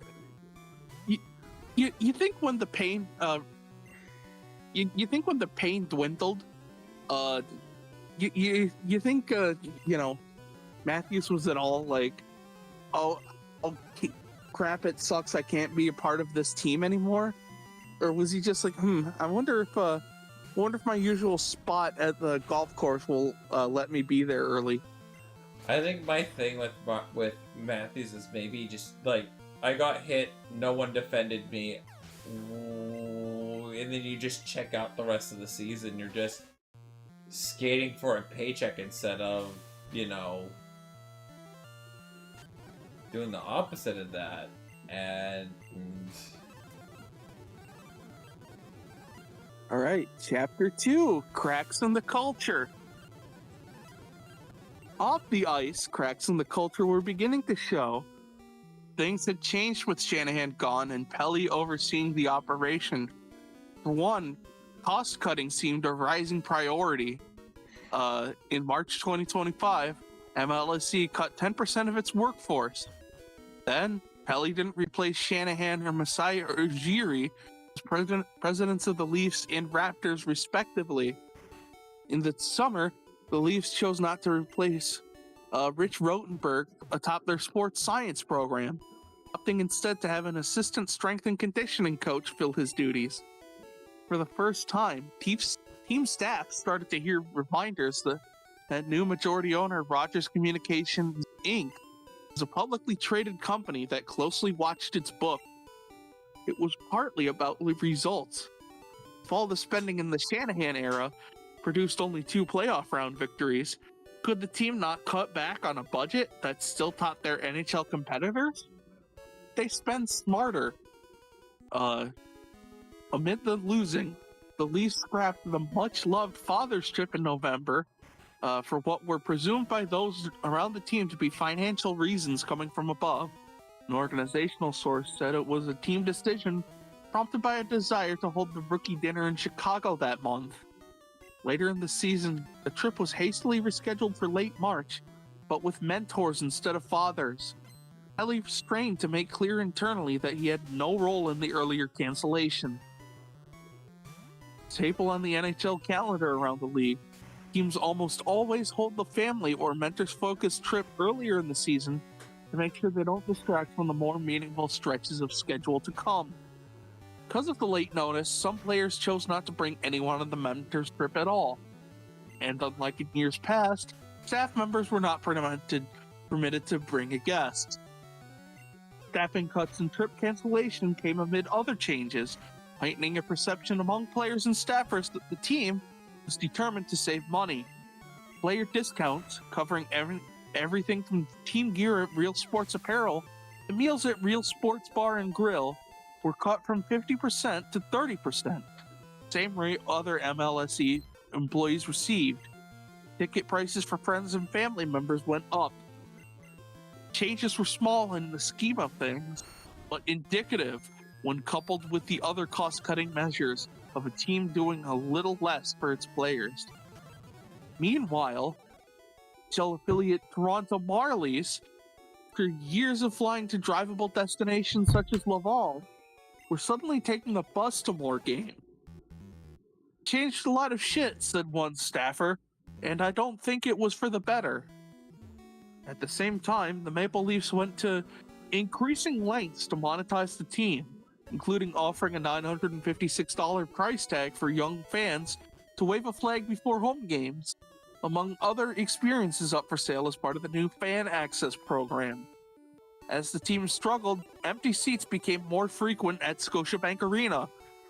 Average attendance for the 2025-26 season would end up as the lowest in the history of the building for the Leafs in a non-pandemic season. And the Avalanche score. So what did you think about that part? Fan apathy, increasing, trying to monetize every little. Like, have people done this song and dance and not know the backlash? Like, we knew this year, their home sellout streak ended this year. That's no secret, right? But, honest question, when does monetizing everything to, literally everything ever work out for anybody? I just ask that, right? It's something that, it's so embarrassing to say, you know what, at the end of the day, I've seen enough. Welcome back, Harold. This is like Harold Ballard shit, right? I think one of the biggest things that really could have helped out the Maple Leafs is the Father's Trip in October. Do you not know how badly they were struggling in October? In October and November, it felt like they were really struggling. Do you know what could have been a greater mental help? Having their dads around. What is this fucking nonsense? What is Rogers destroyed this team, man. They got too fucking greedy and they destroyed this team. Yeah, this is some shit that Ballard would pull out of the Carlton cash box. Yeah! Ooh! I got a Master Ball. Alright, I can get a first encounter Mewtwo and I'll be just fine. I think what really kills me is that they were like, you know what? Why don't you guys take the bus for going to Quebec now? Like, you're trying to, like, nickel and dime everything. You are a professional hockey team, right? Scrapping the father's trip feels like the most evil thing you can do. To save money? This would make sense if like Leafs were straddled with debt, but I heard no such thing. Exactly. Like, this is like the cheap Charlton, like, supervillain does. And like, one of the biggest things that could have helped out is a father's trip. Because a lot of people look up to their dads, and it's, maybe they give their dads gives them some sort of really good advice that goes, you know what, we gotta do it, you know, we gotta buy into this new identity of the Maple Leafs instead of twiddling our fucking thumbs. You know what I think it was? What? I think the real reason they scrapped the father's trip, they didn't want another Mitch Marner situation. No, I think a father's trip would have helped. About how much Marner's dad being a diva played into the whole drama of that situation. That's just his side of the family, but his father is just not there anymore. His father is not there. Right? Like, the dad's not there anymore, and you've got a bunch of dads like, hey, these guys have lost a really good teammate. You know, maybe you sit with them, you talk with them. And maybe it's enough that you jolt them back into, you know, a competitive state, right? I don't know. I think this is just fucking evil to not include the father's trip, to cut back on just literally everything is just fucking evil. You know? Yeah, and you don't think potential free agents are seeing this and being like, hey, maybe I don't want to join the Leafs considering this is how they treat their players and employees. And not to mention, like, seeing as how what's the biggest need that the Leafs have to do? They have to trade this offseason. They have to get somebody in free agency. Yeah, good luck getting a free agent after this shit comes out. Mm-hmm. I think this might be. I think this might be a team where they cheapened out in a year. They should have been. You know what? We don't have our star player. We don't have him here. That, you know, we're gonna have to adjust a little. You know, we're gonna have to do a little bit of adjusting. And we're gonna be better. We're gonna be better for it, right? We're gonna adjust. We're gonna be better. But it feels like honestly, I think that Brandon Carlo trade totally jackknifed everything. Exactly. Brandon Carlo doesn't add anything to this team. Brandon Carlo's supposed to be the guy that roughs him up, but when he's not, he's supposed to be the goon. He's not doing the part where what a goon does. He's not roughing up the other team. It really doesn't help that you traded your first round pick for this guy who doesn't really seem keen on fighting. Not to mention Fraser Mitten. Who's becoming a star in his own we lost Fraser Mitten. Because I said it over and over again. you let and like the fact that they really didn't want to play Easton Cowan at all either, when it's just like, dude, we're not in the playoffs, but give him first line minutes, get him that experience, right? But it's Craig Berube didn't want to give him the minutes. Then they rotated the rookies in and out, and it's just, ugh. We tanked ethically. We were just literally this bad, and I think especially next year, Marner's just feels like he's got one foot out the door already just because of his teammates. Because if he feels like his teammates don't have his back, I mean, just imagine how hard it is on you just mentally for that, you know? Can you imagine how happy he must be on the Golden Knights right now? I don't think Marner's probably happy to be out of Toronto because it's like, oh my god, look at this shit that just happened. Oh yeah, I forgot. He has to deal with John Tortorella, who was probably the hardest ass coach he's ever had to deal with. Mm-hmm. The fact that this era in Toronto hockey is going to be remembered for one playoff victory. Oh wait, Mike Babcock. Sickens me to the core. Well, now two actually. I'm sick. We won 2 playoff series. That's all this core did.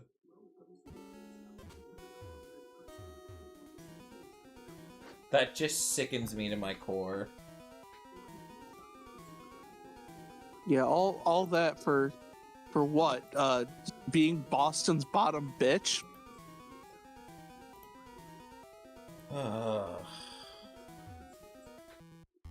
Chapter 3, Coach in Distress. Hired in distress.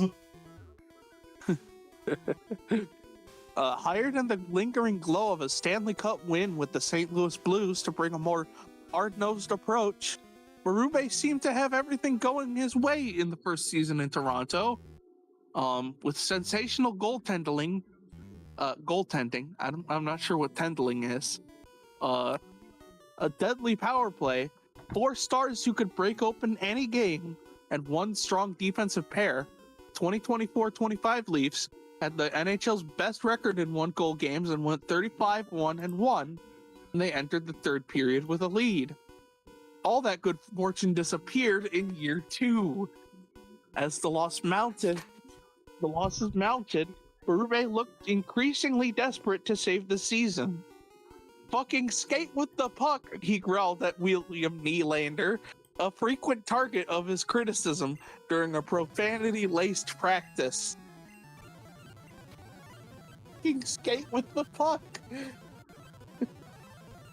Good advice. You think he does that with the rest of his with the rest of the things that people need to do? You know, he goes up to his son, brush your goddamn teeth. Hey Spencer, skate with the fucking puck.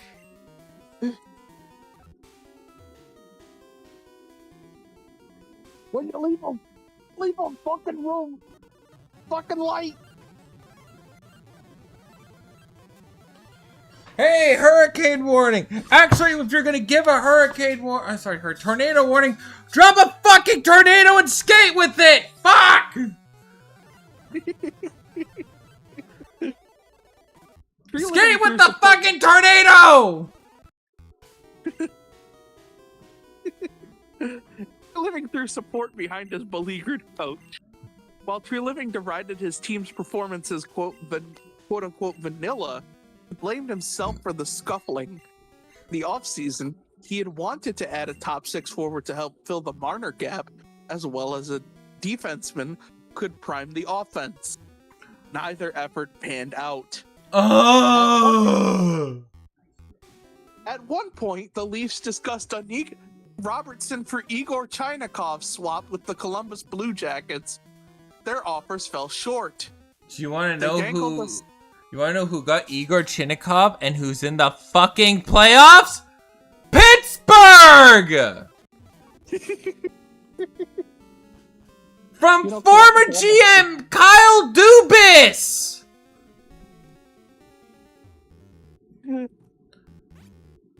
they they they dangled a second-round pick around the league, looking for short-term help.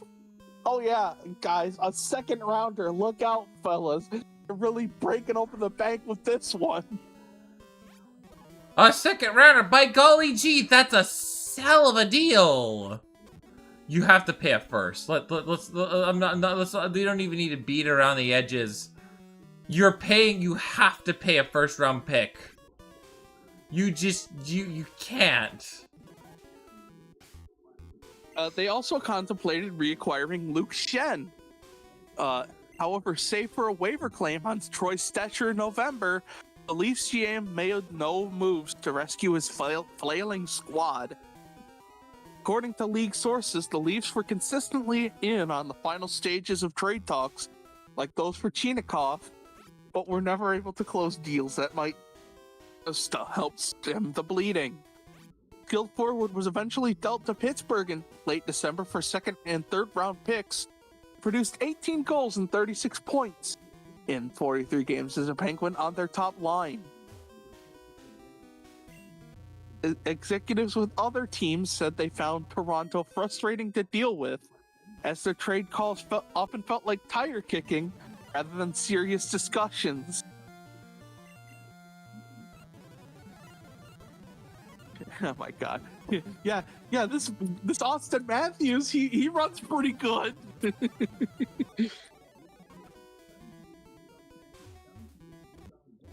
Can I interest you fellas in a William Nylander? Ooh. You should just see how blank my face is right now. No, because you're not using a camera. I don't have a webcam. But I'm sure you a second and a third. Are you fucking kidding me? I'm sure the Leafs could have offered that. You're telling me you give something enticing, but like you wouldn't go the extra mile. To save this team, you needed a top 6 forward. You knew this. You knew how fledgling the defense was, and you did. Oh, Trey Stetcher on waivers. That should fix all our problems. Trey Stetcher's a third pairing defenseman. Yeah, you don't get it, guys. Troy Stetcher's gonna fix this thing. Unrelated note, have you seen Tavares in these last few games? I don't know. Could be worth a first rounder. I mean, Tavares' contract is Tavares is a first rounder, but I could not trade Jonathan Tavares because like he took a discount for Toronto. He's playing the rest of his career out for his childhood hockey team. That's just permanent. Yeah. But yeah, you really couldn't cough up like maybe like a third rounder or something to really seal the deal for Chinakhov? Are you kidding me? And of course it just had to be Dubas who actually acquired him. It just had to be. Why wouldn't it have been Dubas, man? Why wouldn't it have been Dubas? Just to prove that it wasn't his fault in Pittsburgh, in Toronto.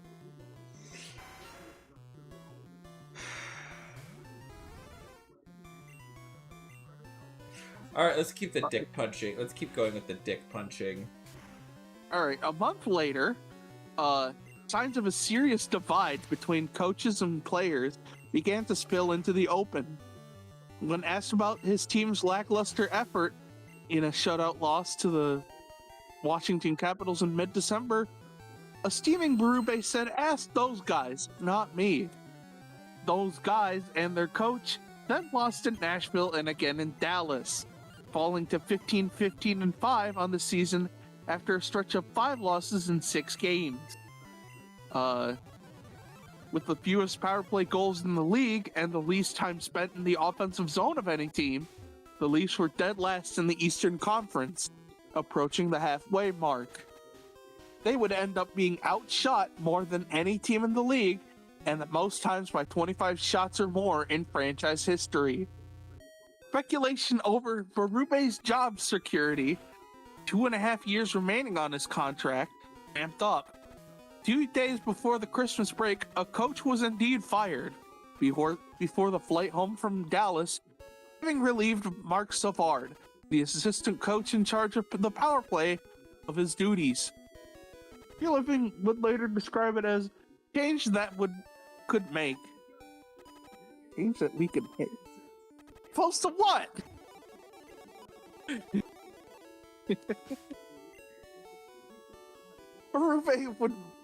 Berube fought hard for Savard to be on his team when he joined the Leafs. The two played together briefly in Calgary and coached together in St. Louis. Berube was gutted Savard had taken the fall for power play failures. It's on me, he said, the head coach. But Treliving backed his coach again, even as it was clear they weren't on the same page.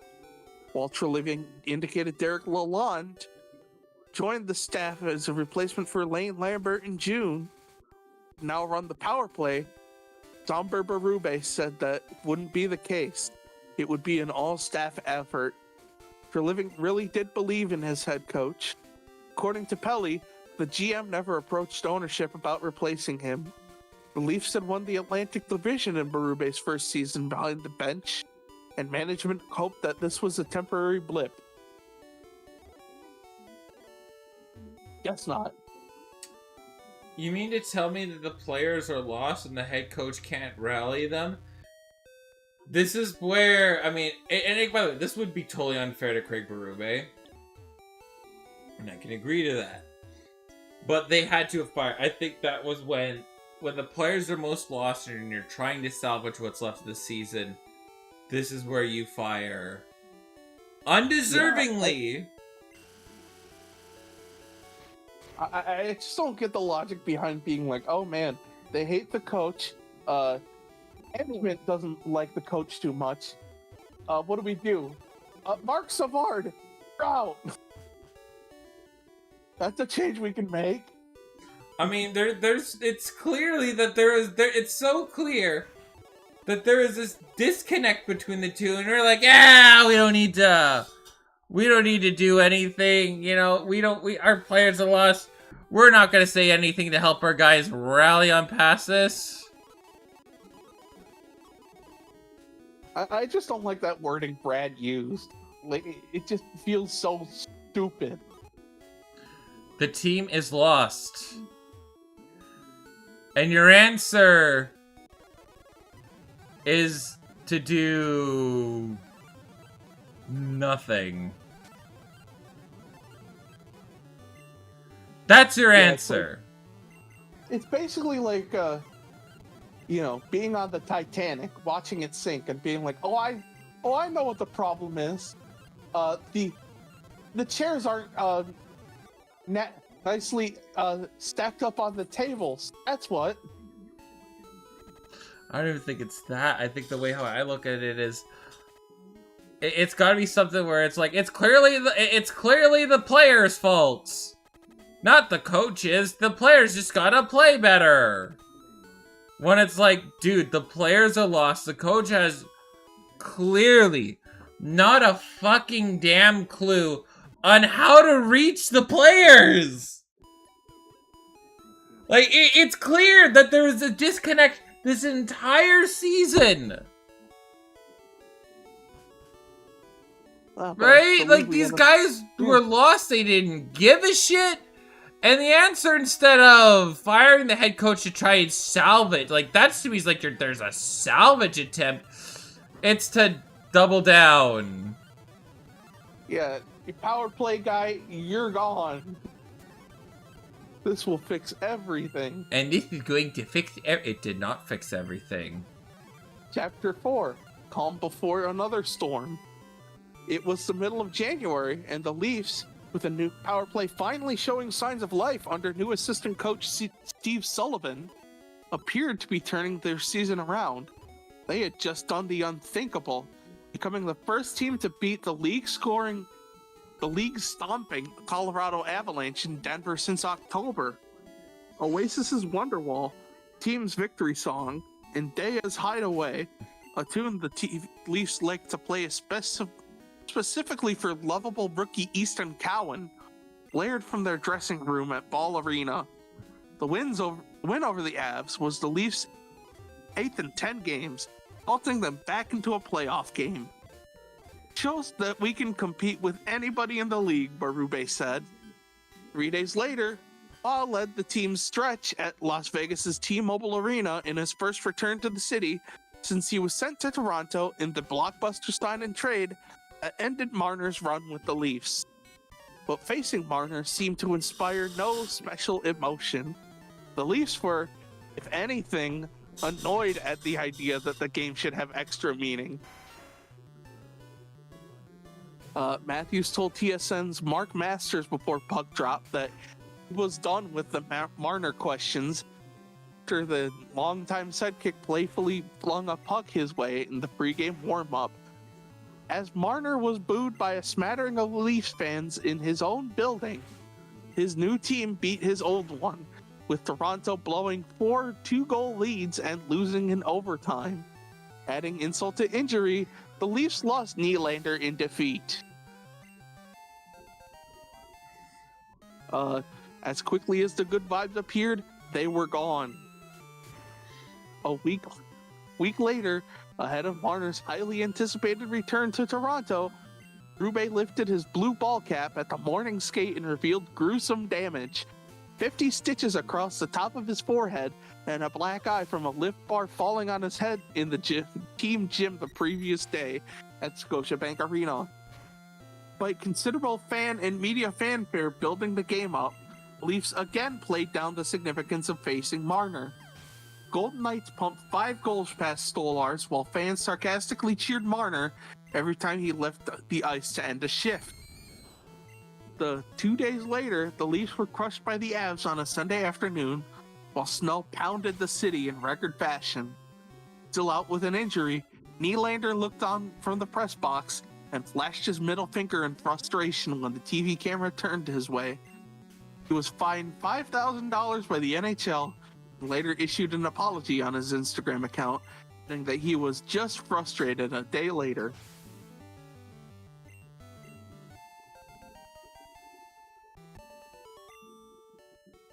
Guys, it's no big deal. It's just our former superstar we're going up against. Why you gotta make everything such a big deal, bro?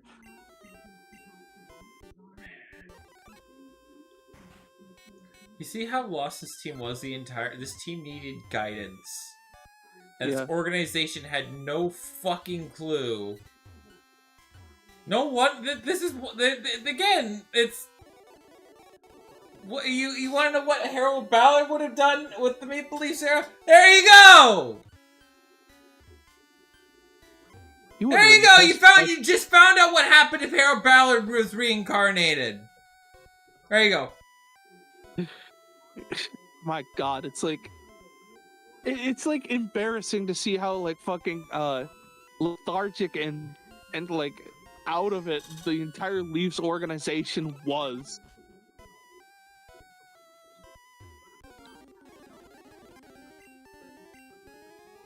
Like fucking stop asking questions about Mark.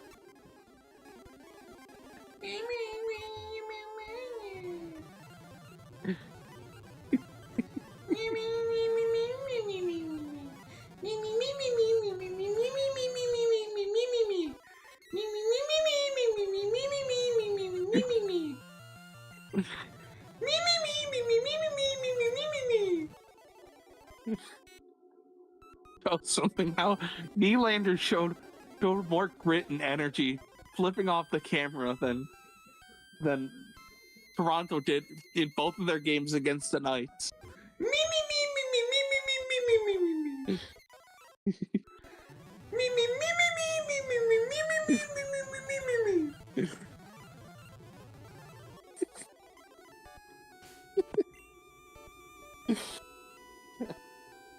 Damn, Baker, you spitting.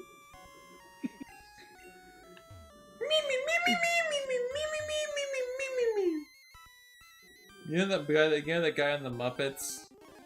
Yeah. Yeah, that's Beaker. Beaker, yeah.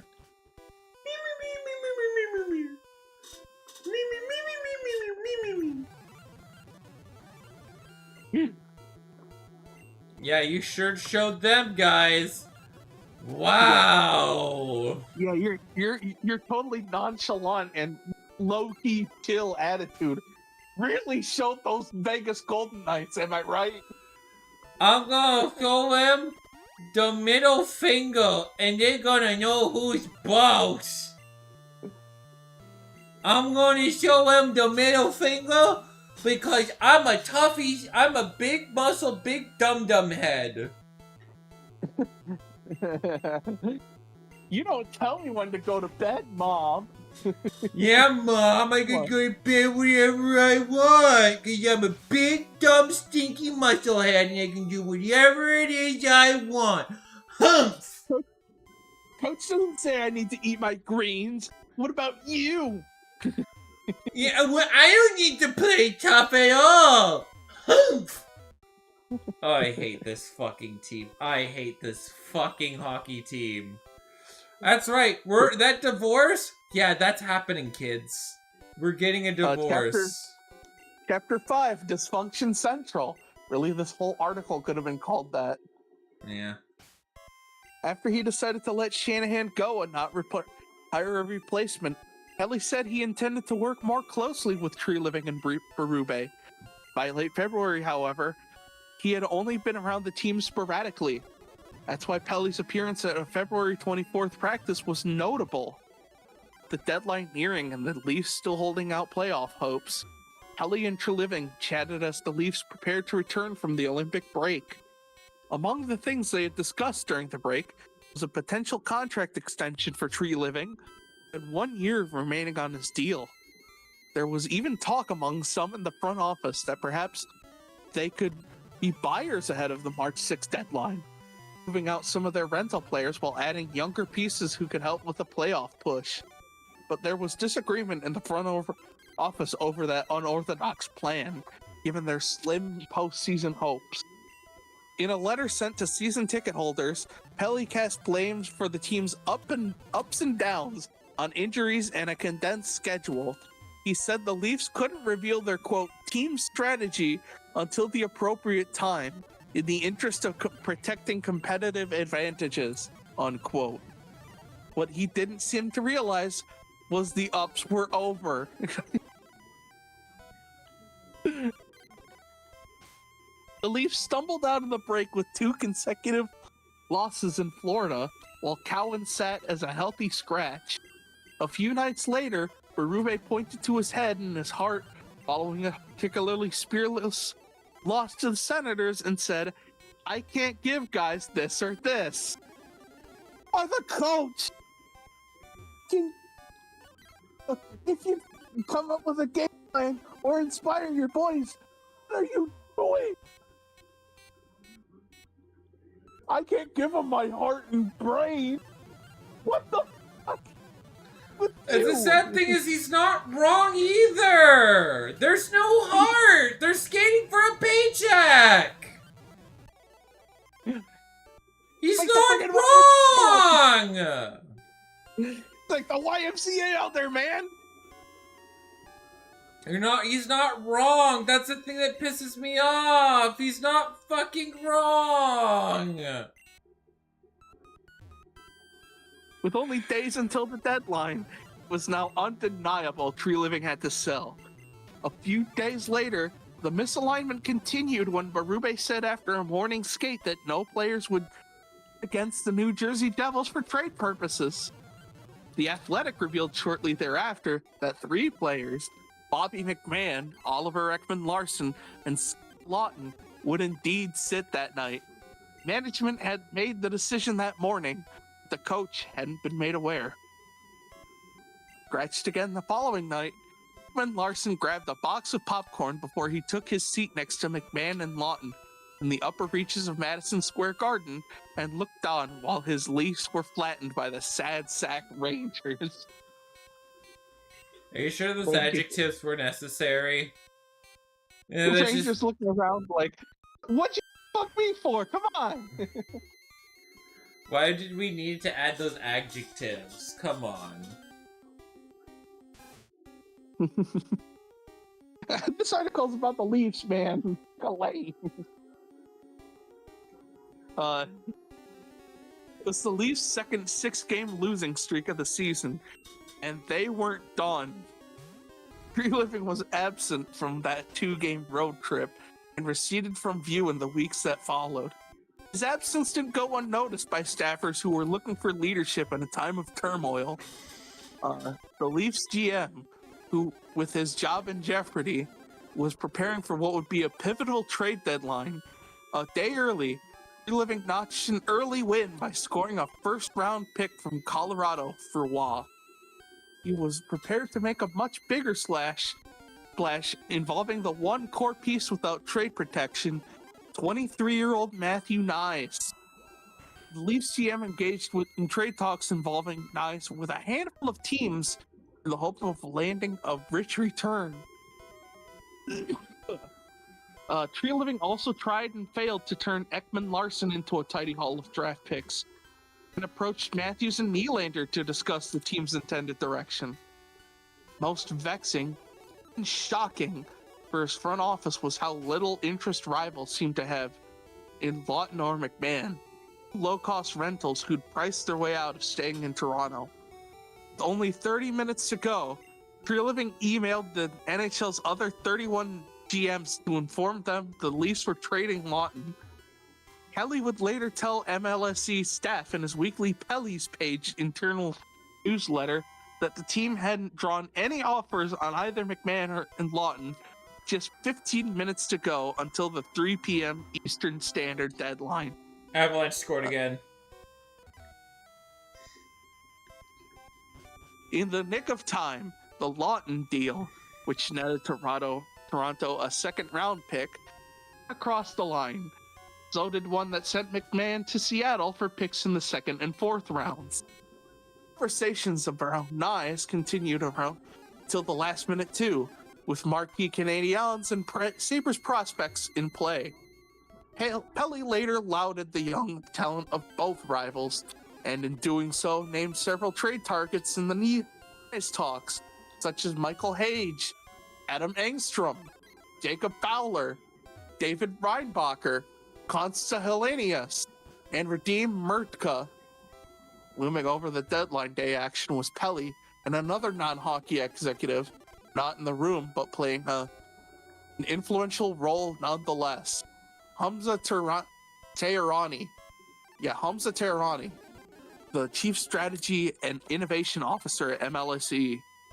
Belief among staffers was that Pelly's AI musings were coming directly from Teherani, who has become one of Pelly's most trusted advisors. One organization source said that Teherani had, quote, his fingers in all of the MLSE teams, unquote. That included the Raptors, embraced the support of MLSE's Sports Performance Lab, which included everything from AI to analytics to biomechanics, and found success from it.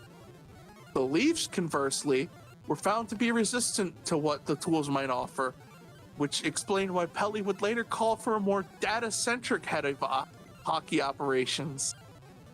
Data-centric? You mean like falls in line with your stupid AI bullshit?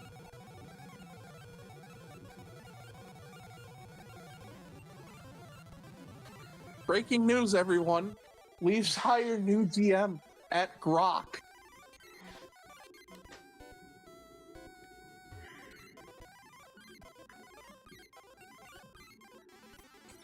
They had no idea how to run this team. There was a time where this team needed leadership. The fact that they didn't have any offers on McMahon or Lawton until 15 minutes to go. They didn't say any of their publicly ever say that, hey guys, these players are available.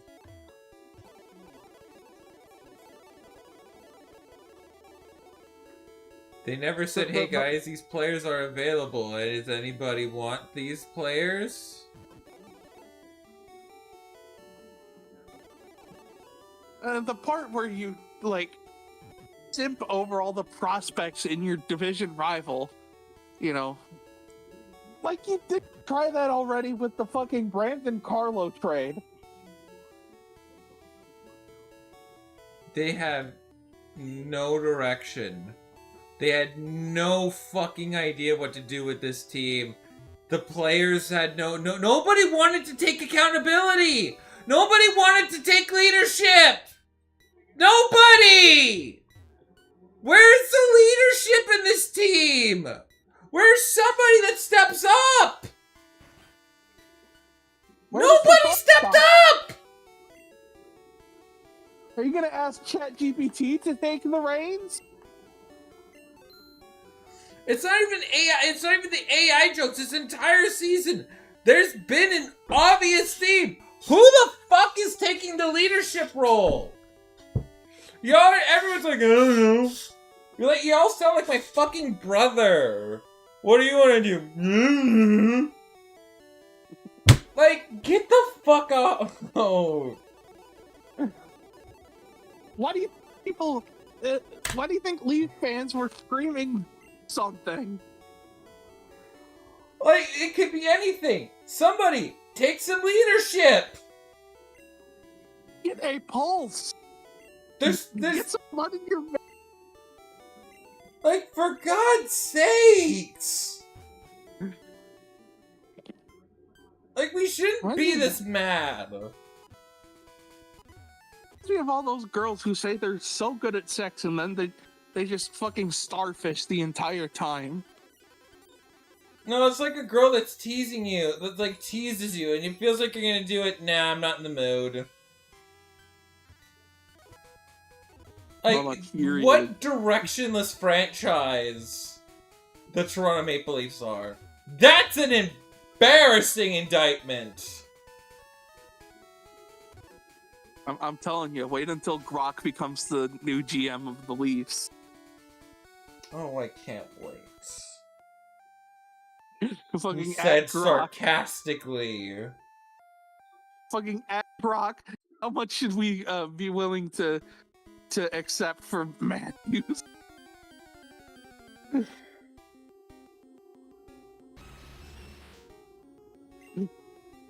Chapter 6, the end of the line. Ekman Larson could only wonder what happened. How, with his wife days from delivering their second child, had the Leafs sat him but not moved him after all. He sighed heavily when asked if there were any fences to mend at the end of the deadline week. That was followed by a pause and an uncertain reply. I don't know. It was pretty tough. Amid it all, the Leaf season was reaching new lows. The Leafs' winless streak hit 8 games on March 10th in Montreal, franchise's longest since 2015. Just when the organization thought things couldn't get any worse, they did in the next game. Anaheim Ducks defenseman Radko Gudas, nicknamed the Butcher, threw his left knee out in an apparent attempt to clip Matthews. As the Leafs captain laid crumpled, the 4 other Leafs on the ice, including Morgan Riley and Nylander, the 2 longest-serving members of the team, not rush to Matthews' defense. He would later require season-ending knee injury. The Leafs' inaction provoked a reckoning internally, from players to coaches to management, on how a team that was supposed to be tough above all else under Berube could fail to act with their captain lying on the ice. By the end of the month, Ellie was conducting one-on-one meetings with staff members and asking questions about the team's culture and leadership in a manner that left some uncomfortable, as if they were being made to betray confidences. Who Pelly chose to talk to seemed to some staff to be random. One team source remarking that the CEO's investigations could have been more widespread. Pelly considered it a valuable information-gathering exercise, one that would help determine whether the team had the right front office structure in place. The determination was clear. They did not. The end had come for Tree Living. The writing was on the wall before Pelly summoned the Leafs GM for a meeting in Toronto, while the team continued on a road trip in Anaheim. The CEO and GM had already had what was described as a, quote, difficult conversation, unquote, during the period when Pelly was mapping out the path forward with ownership. One that might have included Tree Living keeping his job. Tree Living was officially fired on March 30th. Initially, MLSE intended to make the announcement publicly at 11 a.m. the following morning, but Pelly said Tree Living urged them to move on it right away. That explained how a return visit against the Ducks that was supposed to be about retribution on Gudis became something else entirely. Just 1 hour and 23 minutes before puck drop, weeks after the trade deadline and a month after a contract extension was discussed, MLSE announced that it had parted ways with Tree Living.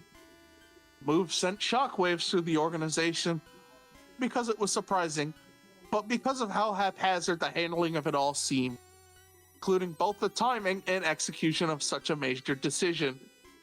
Pelly didn't join the Leafs in California to deliver the news. Berube informed players during their pregame meeting, but instead held a news conference 4,000 kilometers away in Toronto the next afternoon.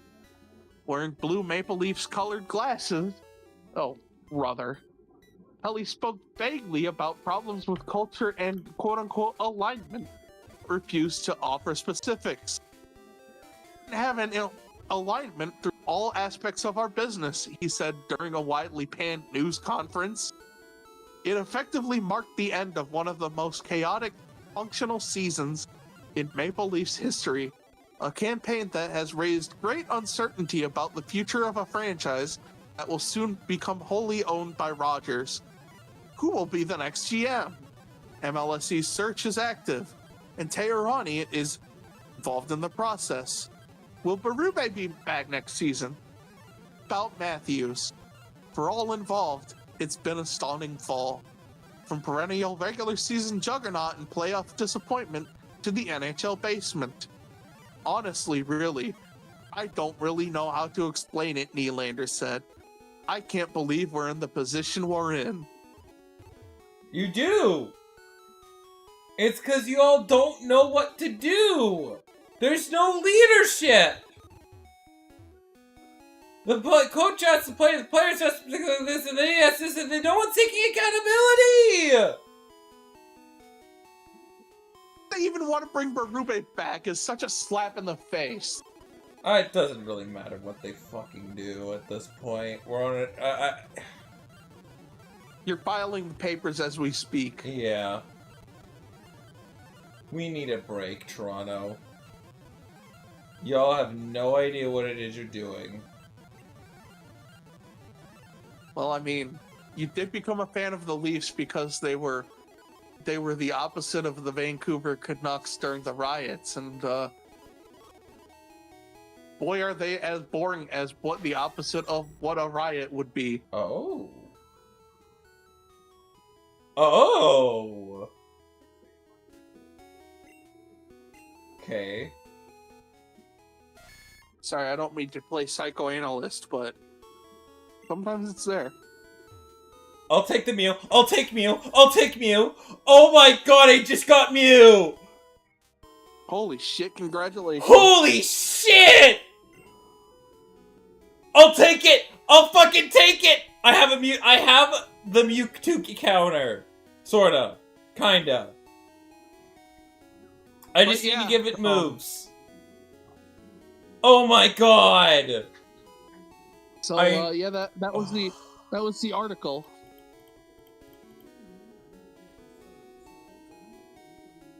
Ballard's back, folks. Okay, I can get second authority. That's fine. And I get every TM in the game. Okay, I can learn every move in the game. Alright, that's fine. Holy shit. So how long do you think until they call him Ballard?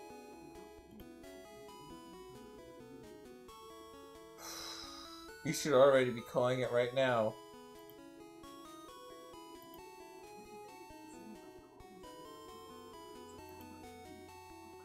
Yeah, because, like, that's just embarrassing.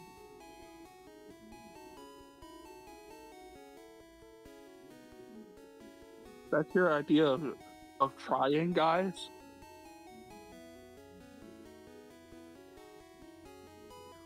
Was Mitch Marner really that important to your organization? Apparently he was. Because they clearly had no idea what to do.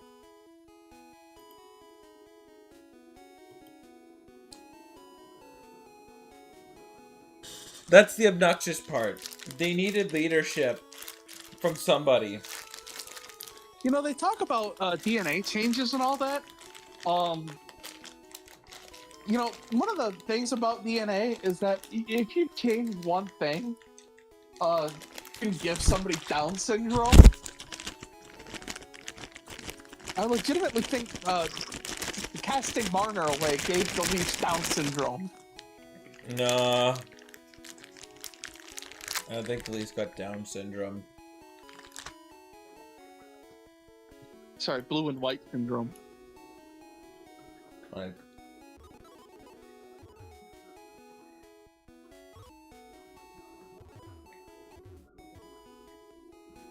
I just can't believe it. Is it that you can't believe it, or you can't believe it? Huh? Huh? Sure.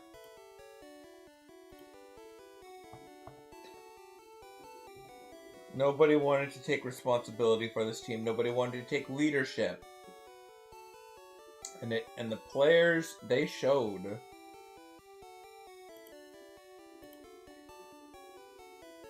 Yeah, Right. if you're just gonna spend the season skating around like that, why not go to the YMCA Yeah. instead of costing like a collective $50 million against the salary cap?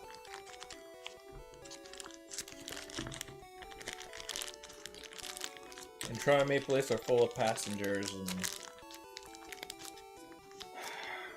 And it's ironic that the person who came up with that was a passenger himself. Mm-hmm. So if everyone's a passenger, who's driving the bus? Oh. Yeah, that's the part where the bus just drives off a cliff and explodes.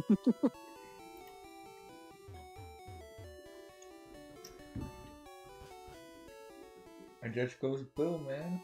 I know. Mhm. Well, the good news is once the DMV processes your files, you don't have to root for the Leafs anymore. That's true. We're gonna take a long break from each other. Yeah, you can go back to your true loves, the Kraken and the Canucks. I'm currently accepting all interviews for a new main #1 hockey team. It's not the Kraken yet. Certainly the Canucks are in the running, right?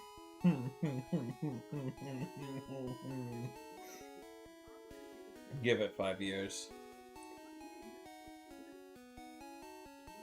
Give it 5 years, man. Well, I mean, let's, you know what? Fun with this. Let's run down the list and see if any of these are good options for you, okay? Okay. Buffalo Sabres. No. Okay, the Tampa Bay Lightning. Oh, fuck no. The Montreal Canadiens. What's the word I'm looking for? No! The Boston Bruins.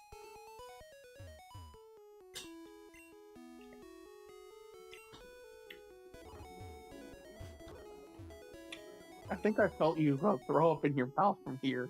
The What do Ottawa you Senator. No. Yeah, the Detroit Red Wings. Oh, fuck no. The Florida Panthers. Oh, yeah, you can learn cut. Oh, yeah. No. The Carolina Hurricanes.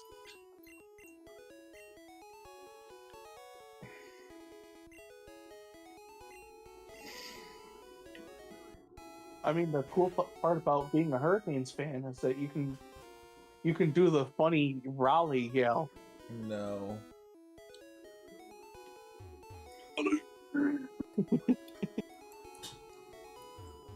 That's gonna be a no from me. The Pittsburgh Penguins. No. The Philadelphia Flyers. Running water. Hey, I think that's your most your most positive response yet. Yep. The Washington Capitals. No. The Columbus Blue Jackets. Fuck no. The New York Islanders. Nope. The New Jersey Devils. Nope. The New York Rangers. No. Hey, the Canucks of the East. The Colorado Avalanche. No. The Dallas Stars. No. The Minnesota Wild. No. The Utah Mammoth. Potentially. The St. Louis Blues. No. The Nashville Predators. I don't want to be put on a list. Not that kind of predator, stupid. Oh! Oh, no. The Winnipeg Jets. No. The Chicago Blackhawks. Pending. Yeah. What are they gonna do with Bedard? I haven't paid him. I've not paid him. We need a reference, guys. We're gonna go to Puckpedia.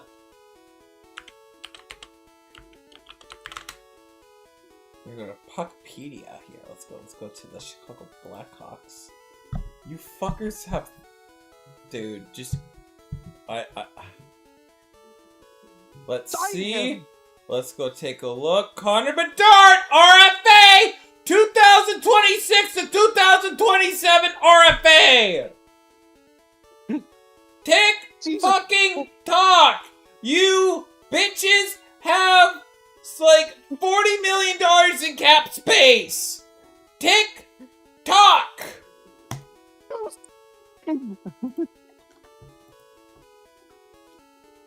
Okay, anyways. Yeah. They just extended their GM too. Why? The Vegas Golden Knights.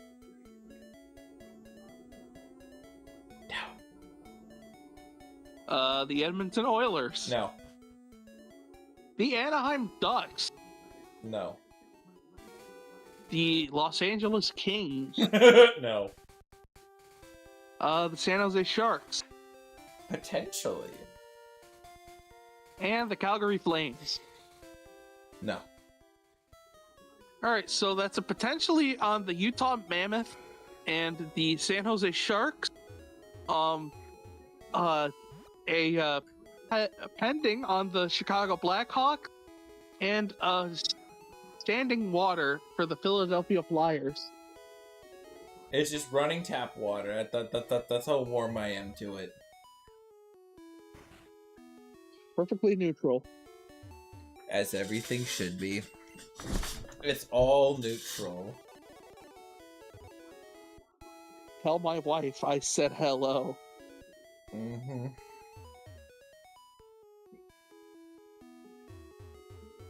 By the way, how was your day yesterday? That was good. I got new Birkenstocks that costed way too much money. Why is these things almost like $200? What the fuck? Dude, everything's so fucking expensive now. Yeah, but specifically, my mom's like, oh yeah, Birkenstocks, you're not gonna find anything, you need these for Mexico, and you're not gonna find any cheaper than $180, and I'm like, you're shitting me. No. This is like, you don't need... Gee, I bet you I could find a good pair in the States, but like, I'm not going to the States. You don't need to pay, like, for Birks. Like, if you need a good sandal. Yeah, my mom said they'll last you a lifetime. You should just do it. And I'm like, all right, fine. Did she realize that you work in power washing now? Yeah, I mean it's my summertime walking shoes. I'm just saying, like, open-toed shoes are like a bad idea in that field, right? Oh, I'm not gonna be wearing these for work. I'm not. This is like summertime. I like outside of work. Wait, you guys get summertime up in Canada? I know, shocking, isn't it? Yeah, it must be a real satisfying 10 minutes. I'm not that north, come on! That should be your summer weather! Your summer weather's 10 seconds! Actually, the summer actually lasts kind of long. It's starting to get to where it's like, we're getting like, week-long stretches of like 90 degrees. Yeah, I know, yeah. Sure.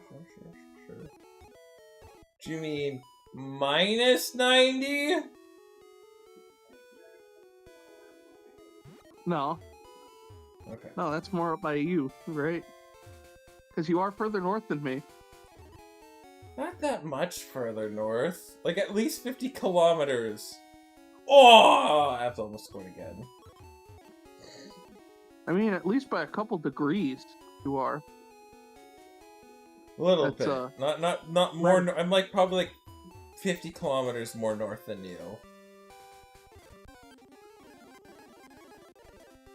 So take a look at the coordinates, shall we?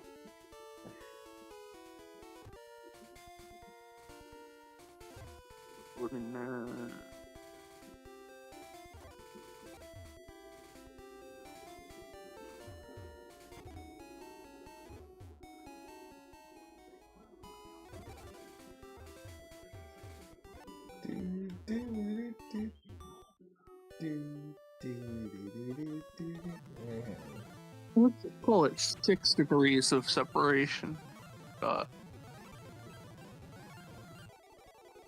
Let's see, oh,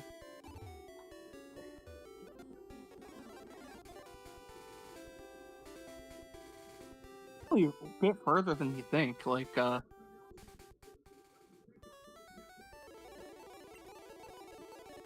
it's actually closer to something like, 700 kilos north.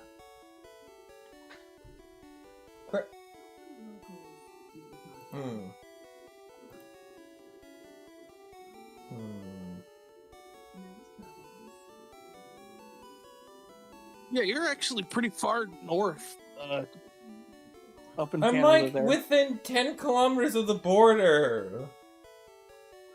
Yeah, but here's the thing, that border actually stretches pretty far north as far as the comparison to what it is on the east side. It goes all the way up to the 49th parallel. Down all the way on the 40s, near the 43rd parallel.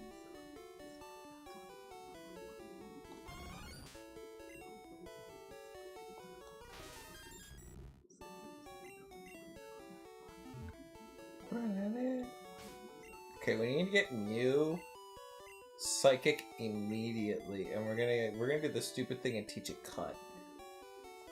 Like, yes, I am technically like north of some parts of Canada, but I'd say latitudinally, we're about the same as like London, Ontario.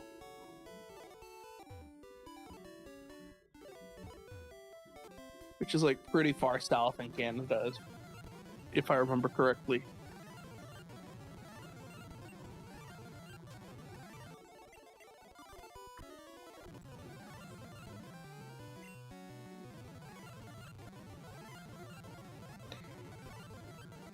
Man.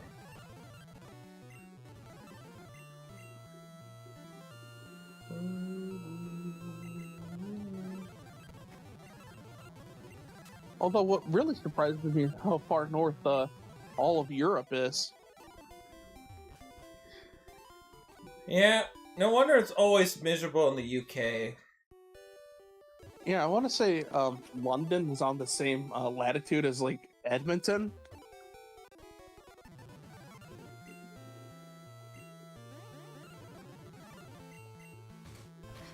As long as they don't I should not be using metronome. Okay, good. So let's go into our home. Kanga's gone.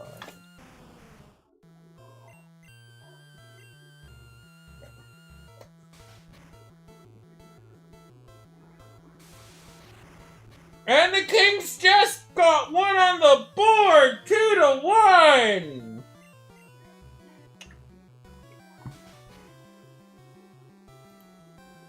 Sorry, Edmonton is on the same latitude as Liverpool, UK. Oh, Liverpool. Or like Dublin, Ireland.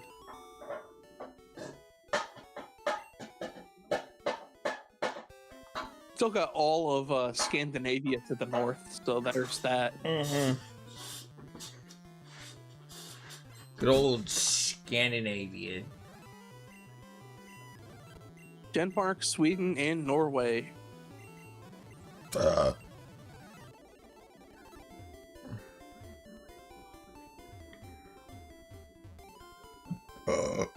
Man, I gotta say, you know what? As much as... You know, as much as it's been... Hardcore runs have been kind of... This run has been hard. It's coming around, you know? It's coming around, you know?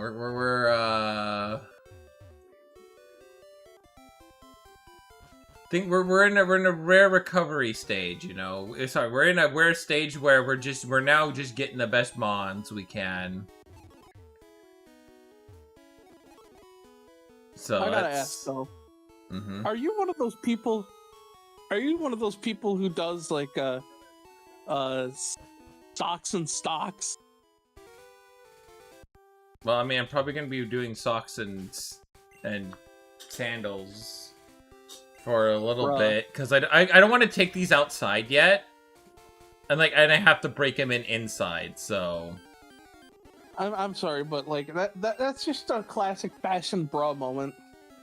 I know it's a fashion bra moment. It's just me breaking them in.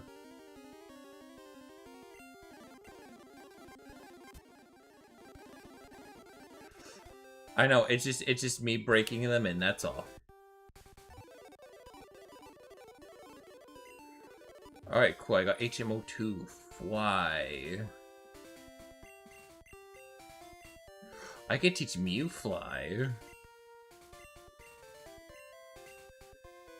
Yes, we can go for fly.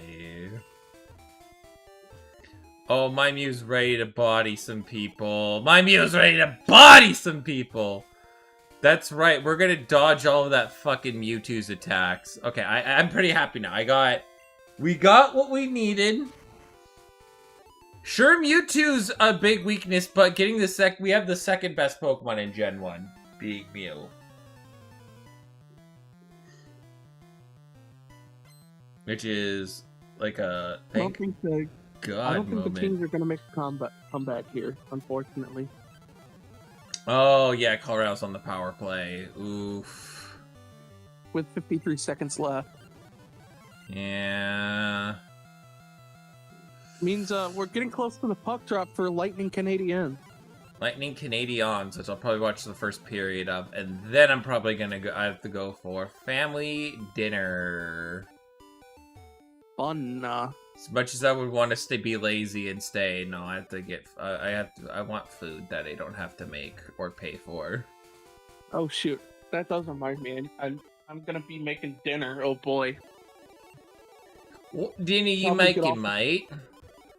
I mean, get off. I better get off of my fat ass and start making it.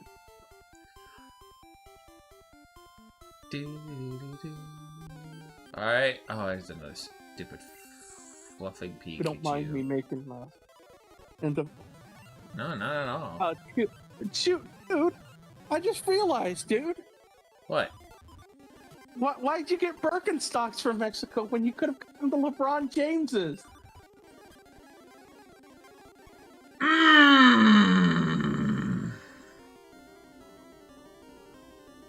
I knew that was gonna come. I knew that was gonna come.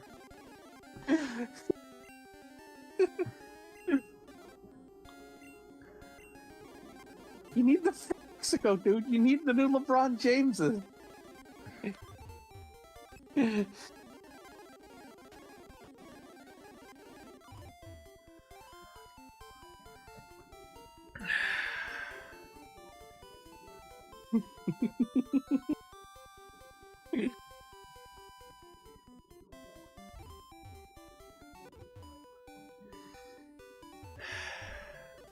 Good, you got that one out? You got that one out? I was waiting for that one the entire time, you know? Yeah. I was waiting for that one. I was waiting for that Look, one. man, that's our thing, dude. Chad posting. We're Chad posting now. No, you don't understand. That's what the Leafs needed. The Leafs need to get a fucking give their balls a tug. Holy shit. Okay, what are the TMs? They need the new LeBron Jameses.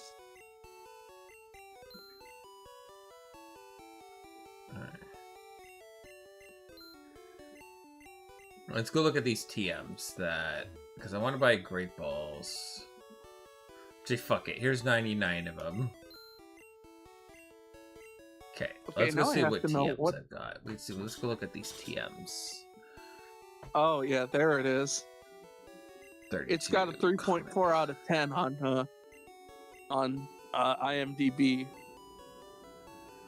You don't. 700 reviews. Looks not bad.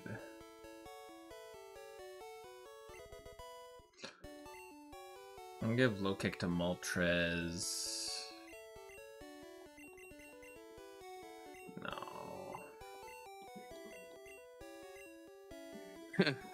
Yeah, 2 out of 10. Cringy. you said it. Mm-hmm. You said it, Logobee Mom.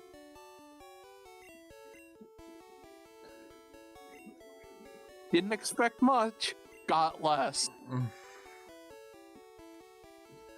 Like, again, who the fuck was this show for? 1 out of 10. The writer should have had a conversation with a real human being. Right?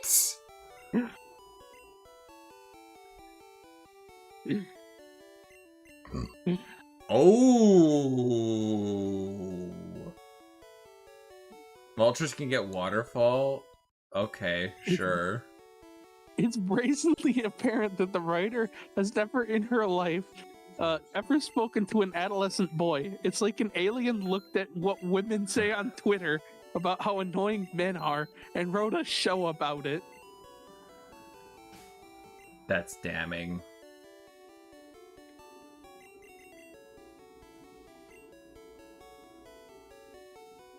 Almost start with Amber. Okay, Amber, what's this one? Okay. Alright, there's some good TMs here. There's some good TMs here.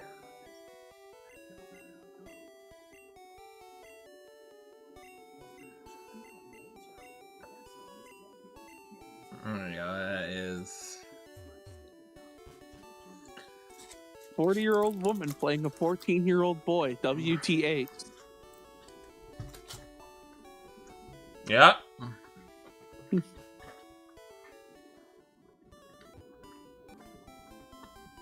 Call Me Cat is no longer the worst show of 2021. Oh god. Ooh. 1 out of 10. Cancel this. Terrible.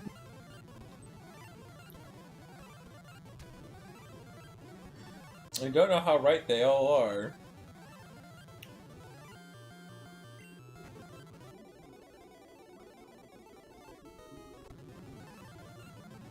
You don't know how right these guys are. And of course, there's the obligatory reviews being like, "Oh, you're just a hater. You're not supposed to like Chad. That's the funny part." Okay. Counter argument, liberals. When has ever being negative towards the main protagonist ever considered a good thing?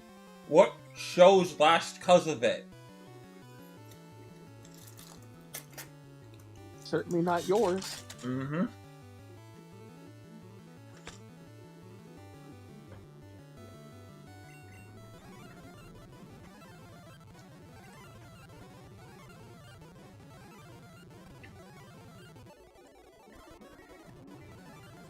Yeah, these positive reviews are definitely nuts.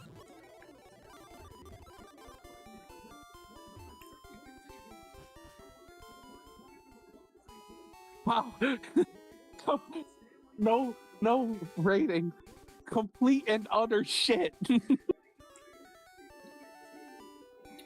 That takes care of it quite nicely.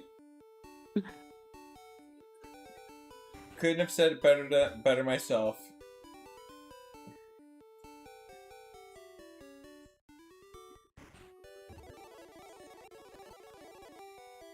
Couldn't have said it better myself. You think maybe Trump is bombing Iran because he realized the lady from Chad is from Iran? There's only one way to get this garbage off my television, folks. That's right, folks.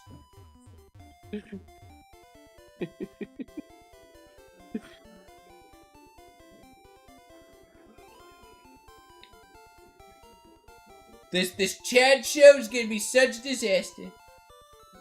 I'm gonna nuke the country until they produce somebody funny. Cause the guy that ran for Chad, clearly not funny whatsoever.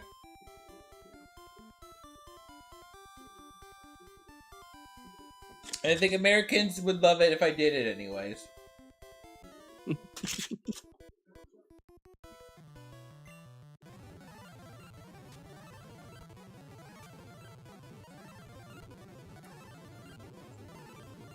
Also, Dexter Lawrence to the Bengals. Ooh. Definitely changes a few things.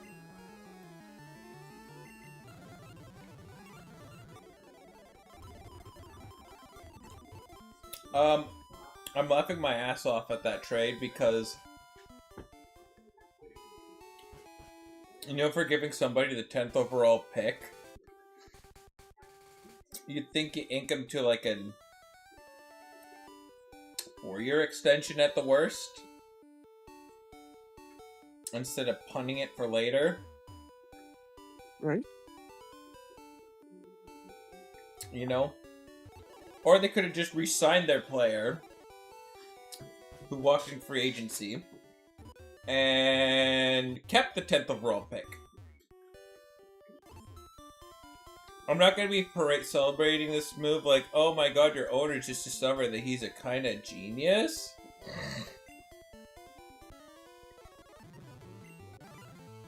No, I think this is the same issue, same problem that they had with guys like Daniel Jones or Odell Beckham or any numberings of any kind of talent. They were just like, oh no, get off my team.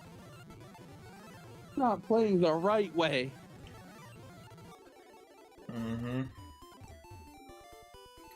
Yeah, the Giants get 2 picks in the top 10. I wonder if they'll fuck it up again.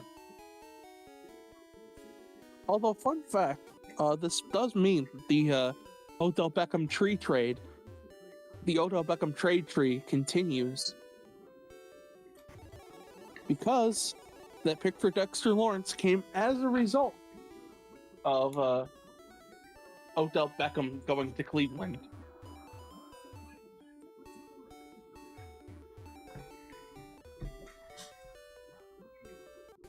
Or did the Giants not learn anything?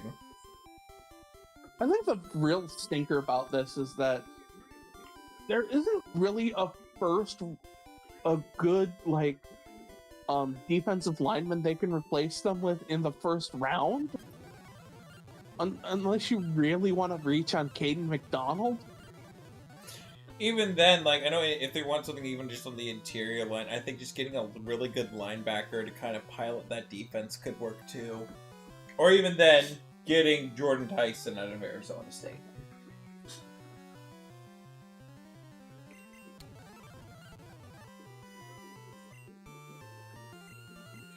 So, there's that. Unless they really are high on, like, picking Dominique Orange in the 3rd round or something. Could be.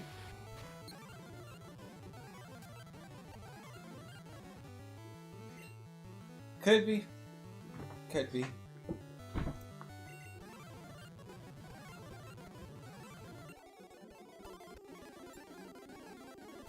I still can't believe the Wild were actually pondering trading Jesper Wallstedt at one point. Yeah. The same thing could be said for Toronto.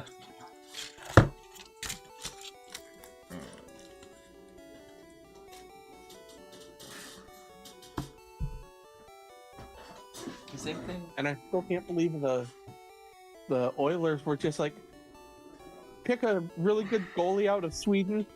No, thank you. We'll take Xavier Bourgault instead. Yeah. And now the Oilers have that as their goalie tandem.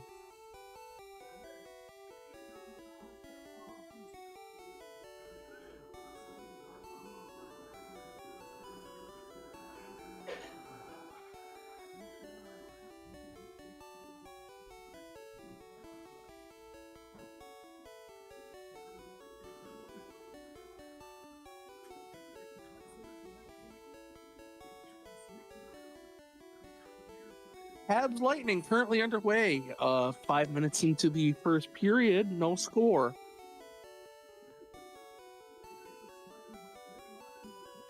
Also, it appears that the Avs take game 1.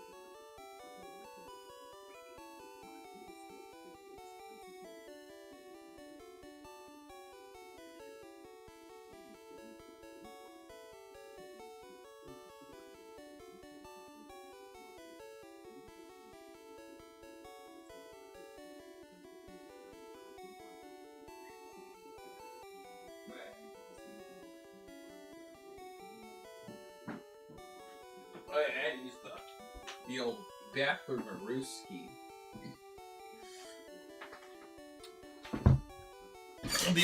Alright, I'm back.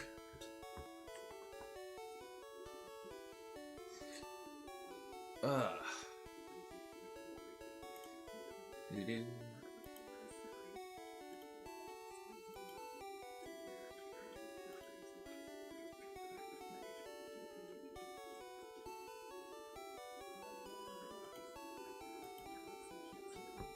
Alright. Probably gonna hit for another half an hour. Or till Mariners game over, and then, yeah. Where's how far we can get? Cause, like, whoo.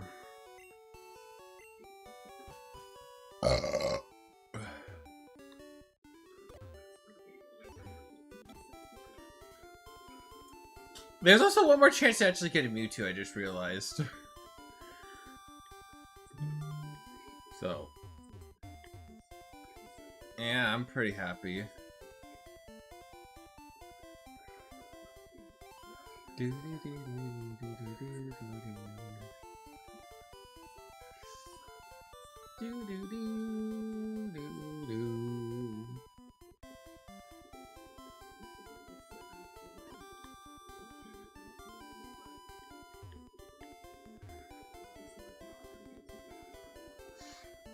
I get battled every trainer here.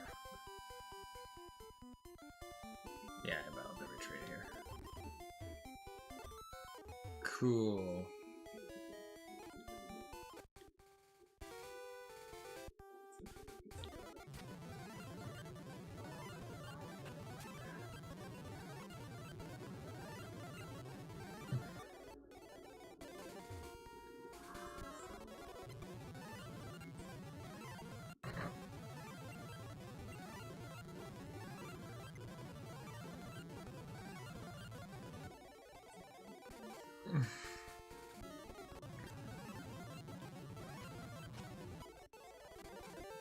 Alright, what do I get here? Ghastly. Well, I've got Great Balls this time.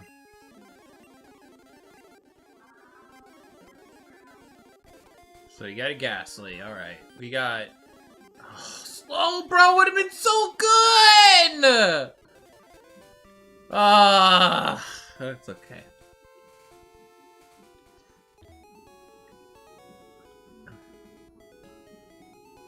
Got to be the Jokler, couple Jokler moments.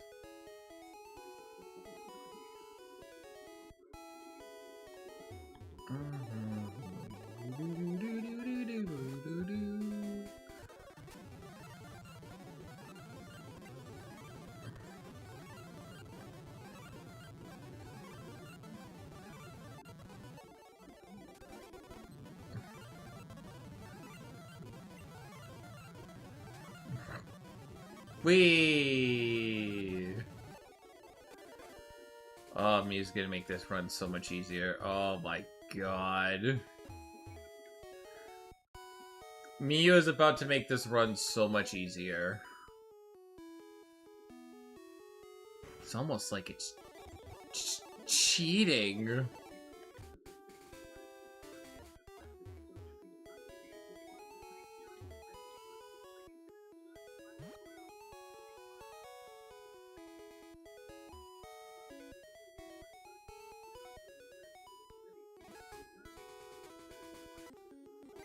Snorlax. Ooh, oh.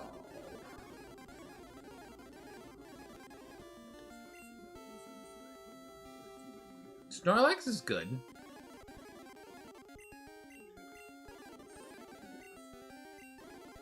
Yeah. Hey, Snorlax is not a bad encounter.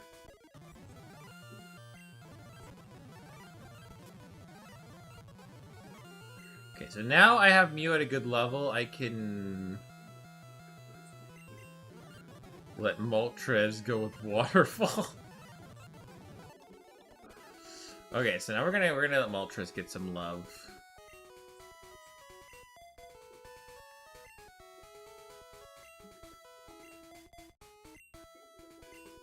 I think this team's got a lot of really good team. Lots of fun potential.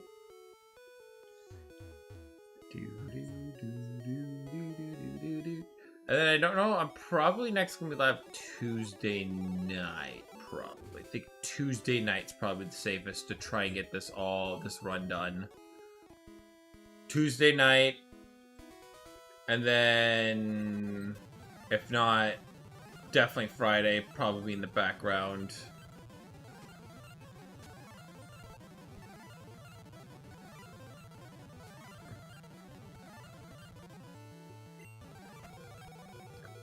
Oh, right. Ice Beam! Okay, we've got problematic. That doesn't resist, right. That's unfortunate. That doesn't resist.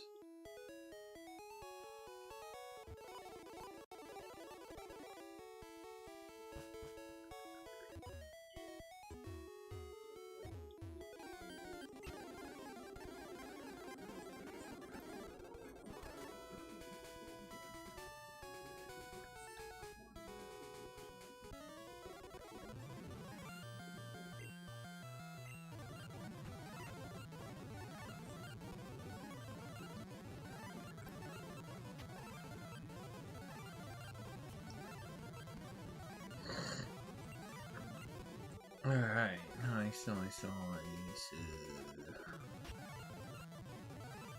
Look at all the Pokemon I just got in a trade.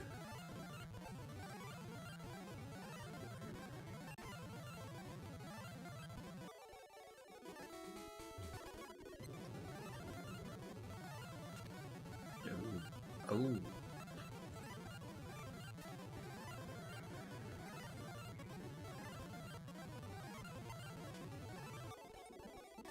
Okay, well, 1, 2, 3, 4, 5, 6, 7, 8, 9, 10, 11, 12, 13, 14, 15, 16, 17, 18, 19, 20.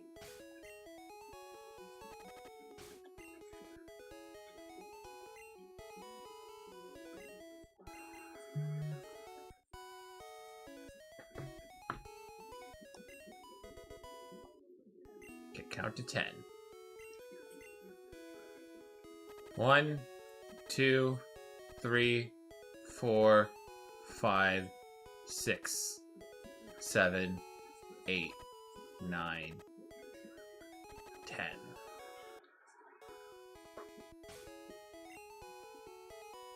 2. Okay, one more Ricketti should be fine. I'm better level cap. Rare cancer usable again. Oh boy, poison is an uneasy thing in Gen 1. It's gonna be like this probably forward.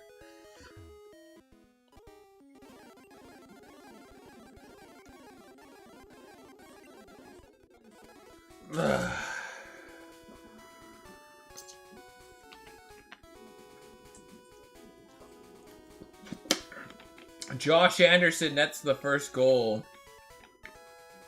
1-0.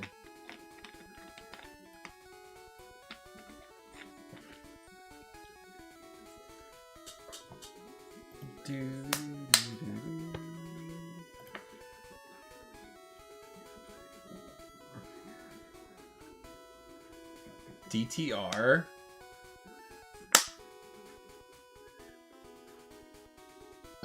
That's the answer for the Stallions is DTR?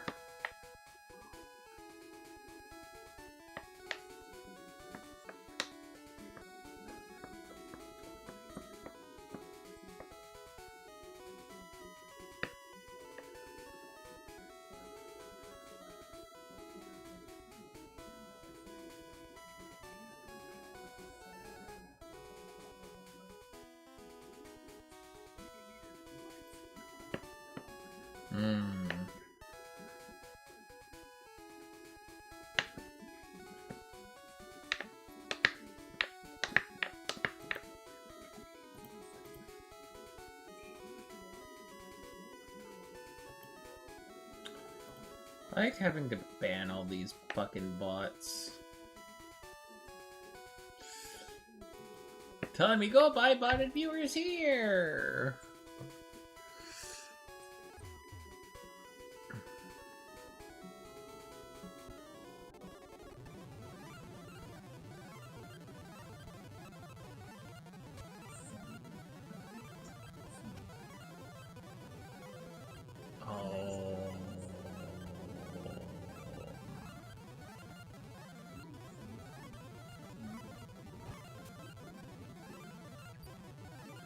Trading in for a bomb works too. Oh, okay. Golem, earthquake.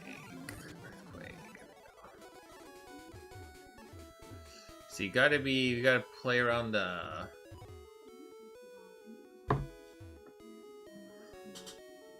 Alright, Hazel, get out of here, fatso. You don't need food, you don't need to lick my plate. You're not a dog. You took the wrong lessons from dogs.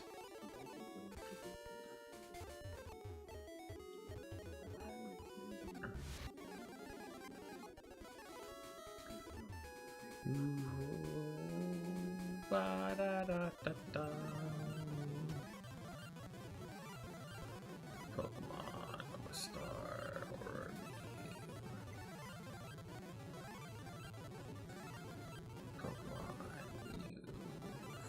Why?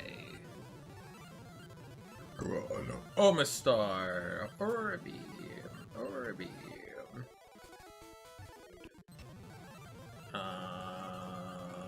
Gola, Rock Throw. Tauros, we're gonna go low kick. Oh wait, right, I have Peck.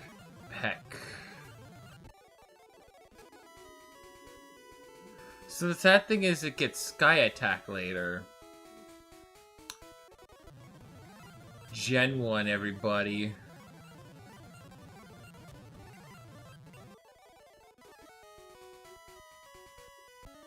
Ba-da-dum.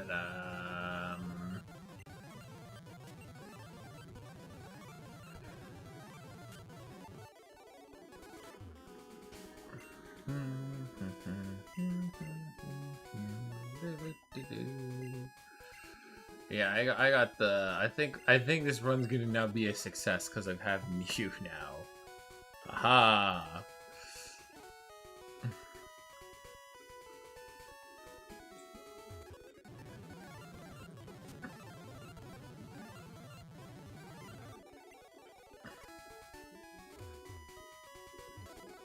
TM15, what is this?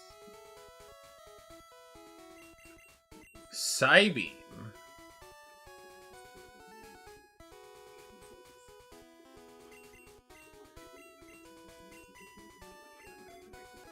Yeah, I'm fine with that pack for now, because I'm gonna get Sky Attack later anyways.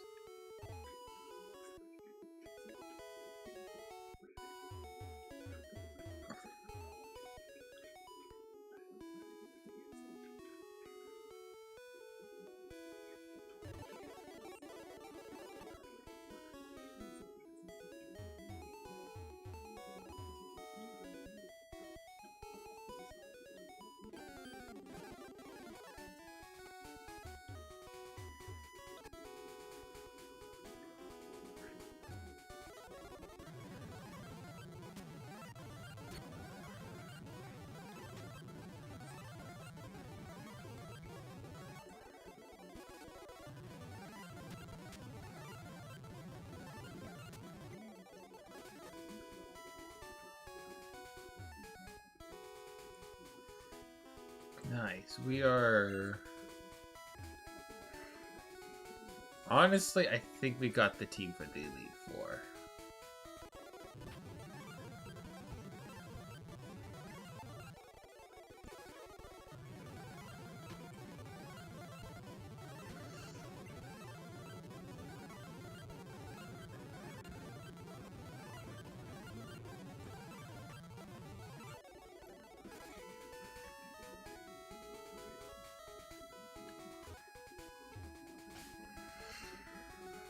Whew. This is now easy. This is now an easy game now, haha.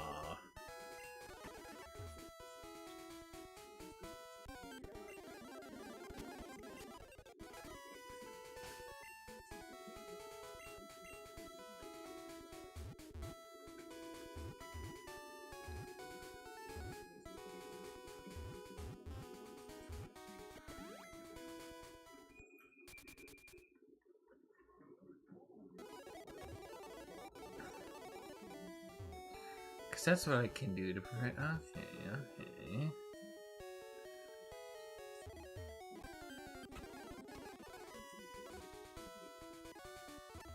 Okay.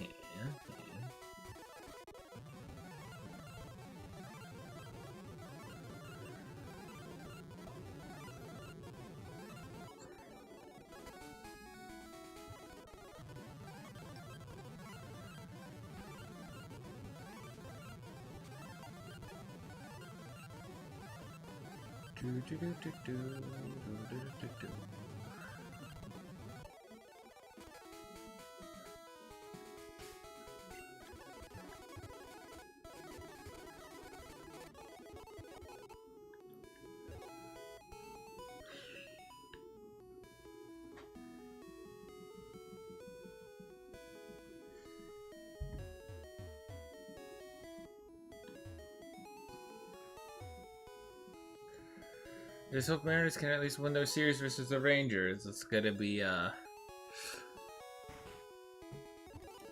little bit of a nice bounce back.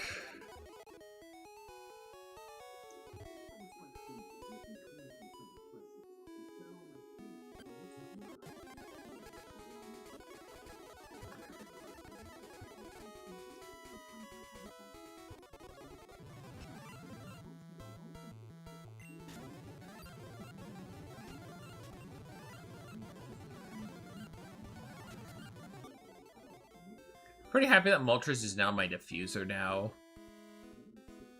It defuses everything.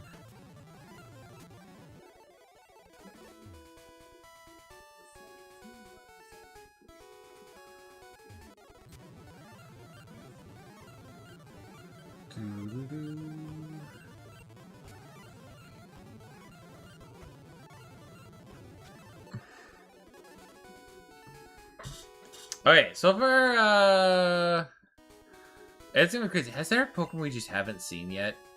I've not seen... Wow. You'd think I would have seen them all by now. You'd think I would have seen them all. What am I missing? I haven't seen a Rapidash yet. And a Dodrio. Wow. And a Seadra. Wow.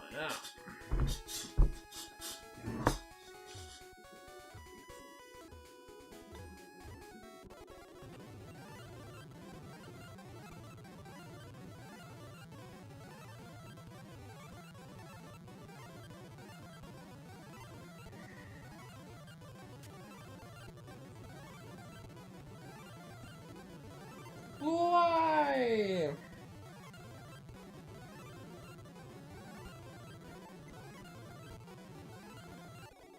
And now we got Psychic. That's right, Mew is now extremely... Oh, Mew's so good.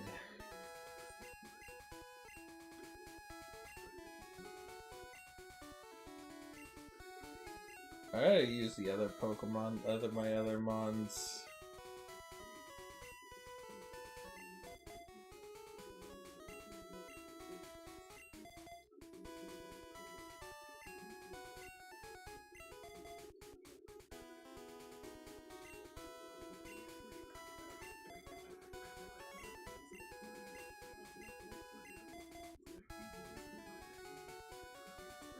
Yeah, look at this. This is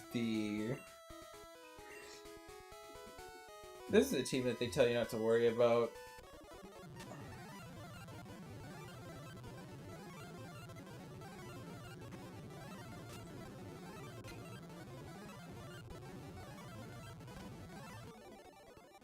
Alright. Man, I almost starts 39. What the hell? It's almost done it.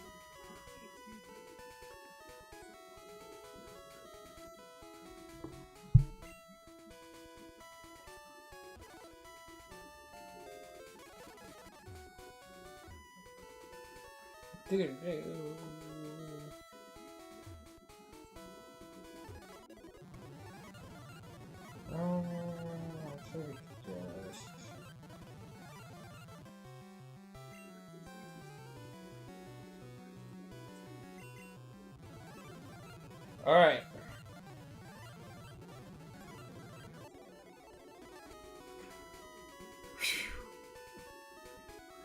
You survived a Mewtwo encounter, alright.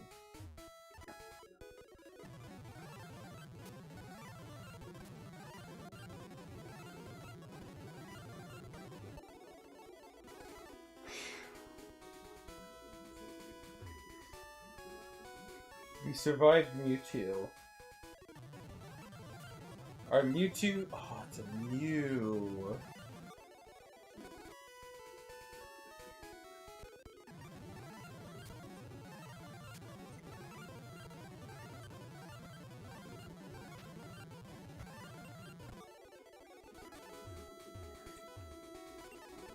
I'm happy. I'm pretty happy. We survive. We're gonna survive this. This is a run that is survivable.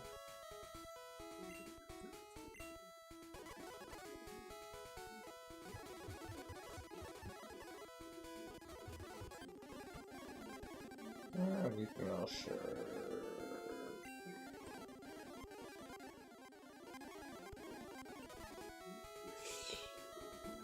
Sure.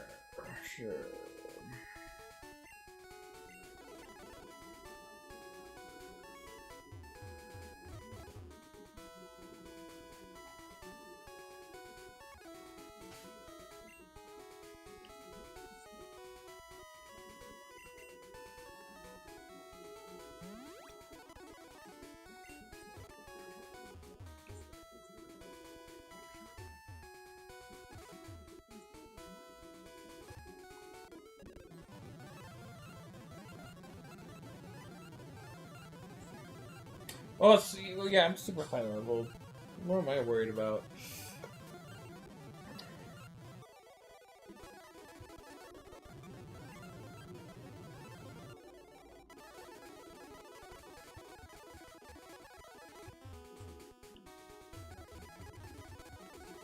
Alright.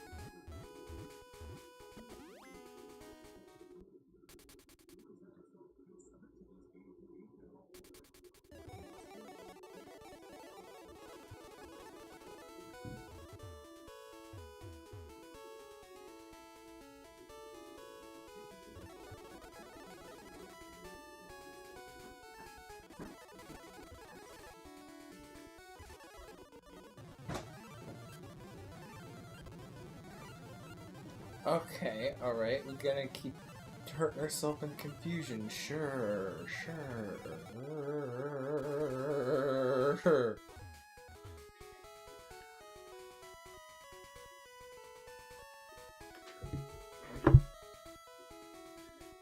Alright, Munoz, lock it down.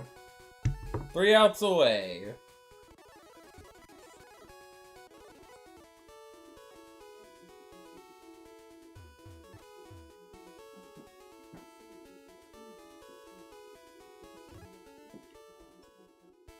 The Mariners are 3 outs away. And are winning. Okay. So I'm getting my blood test done tomorrow. At 2:30.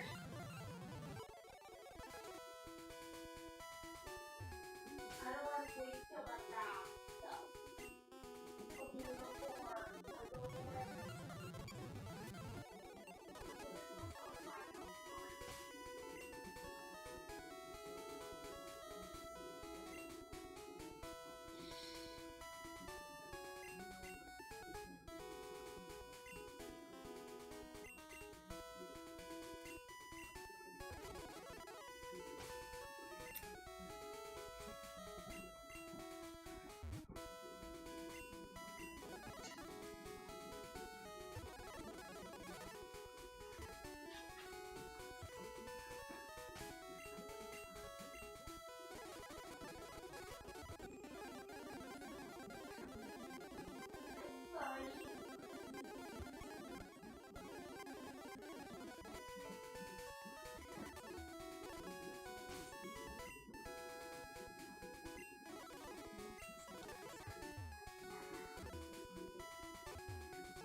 Alright, SD routes are all done.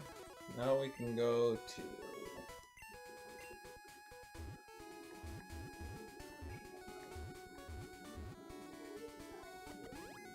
Saffron City.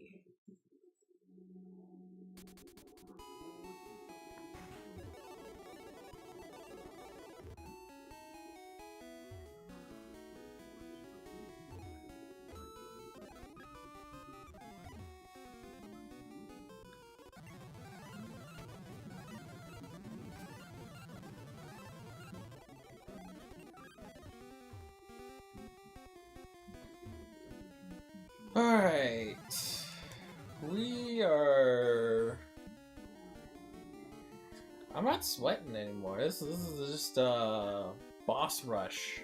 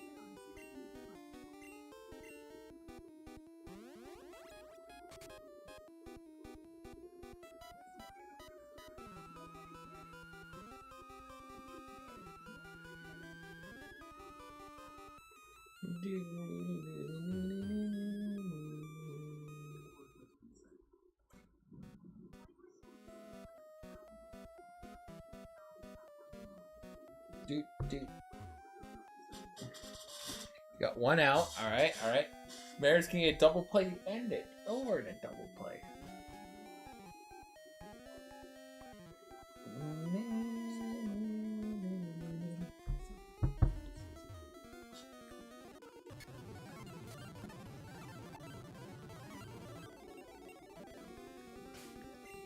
Alright.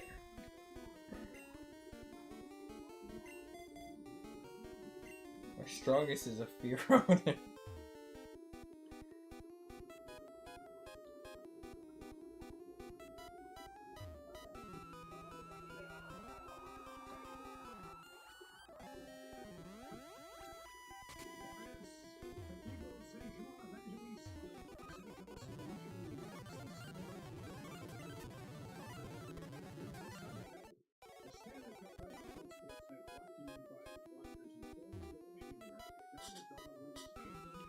And...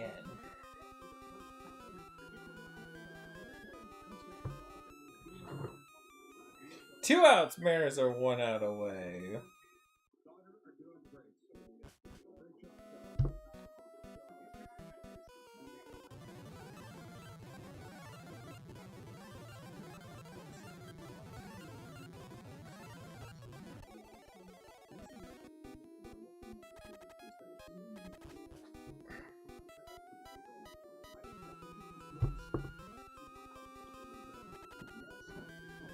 Oh, there she is.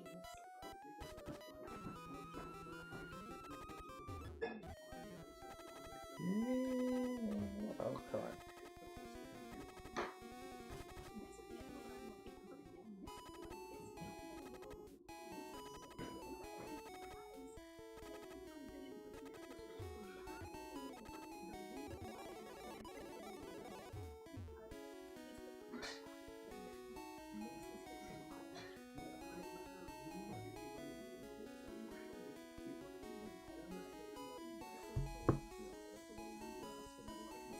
Hooray, Mayor's Way! That's a good day for me today. I'll probably be back either Monday or Tuesday.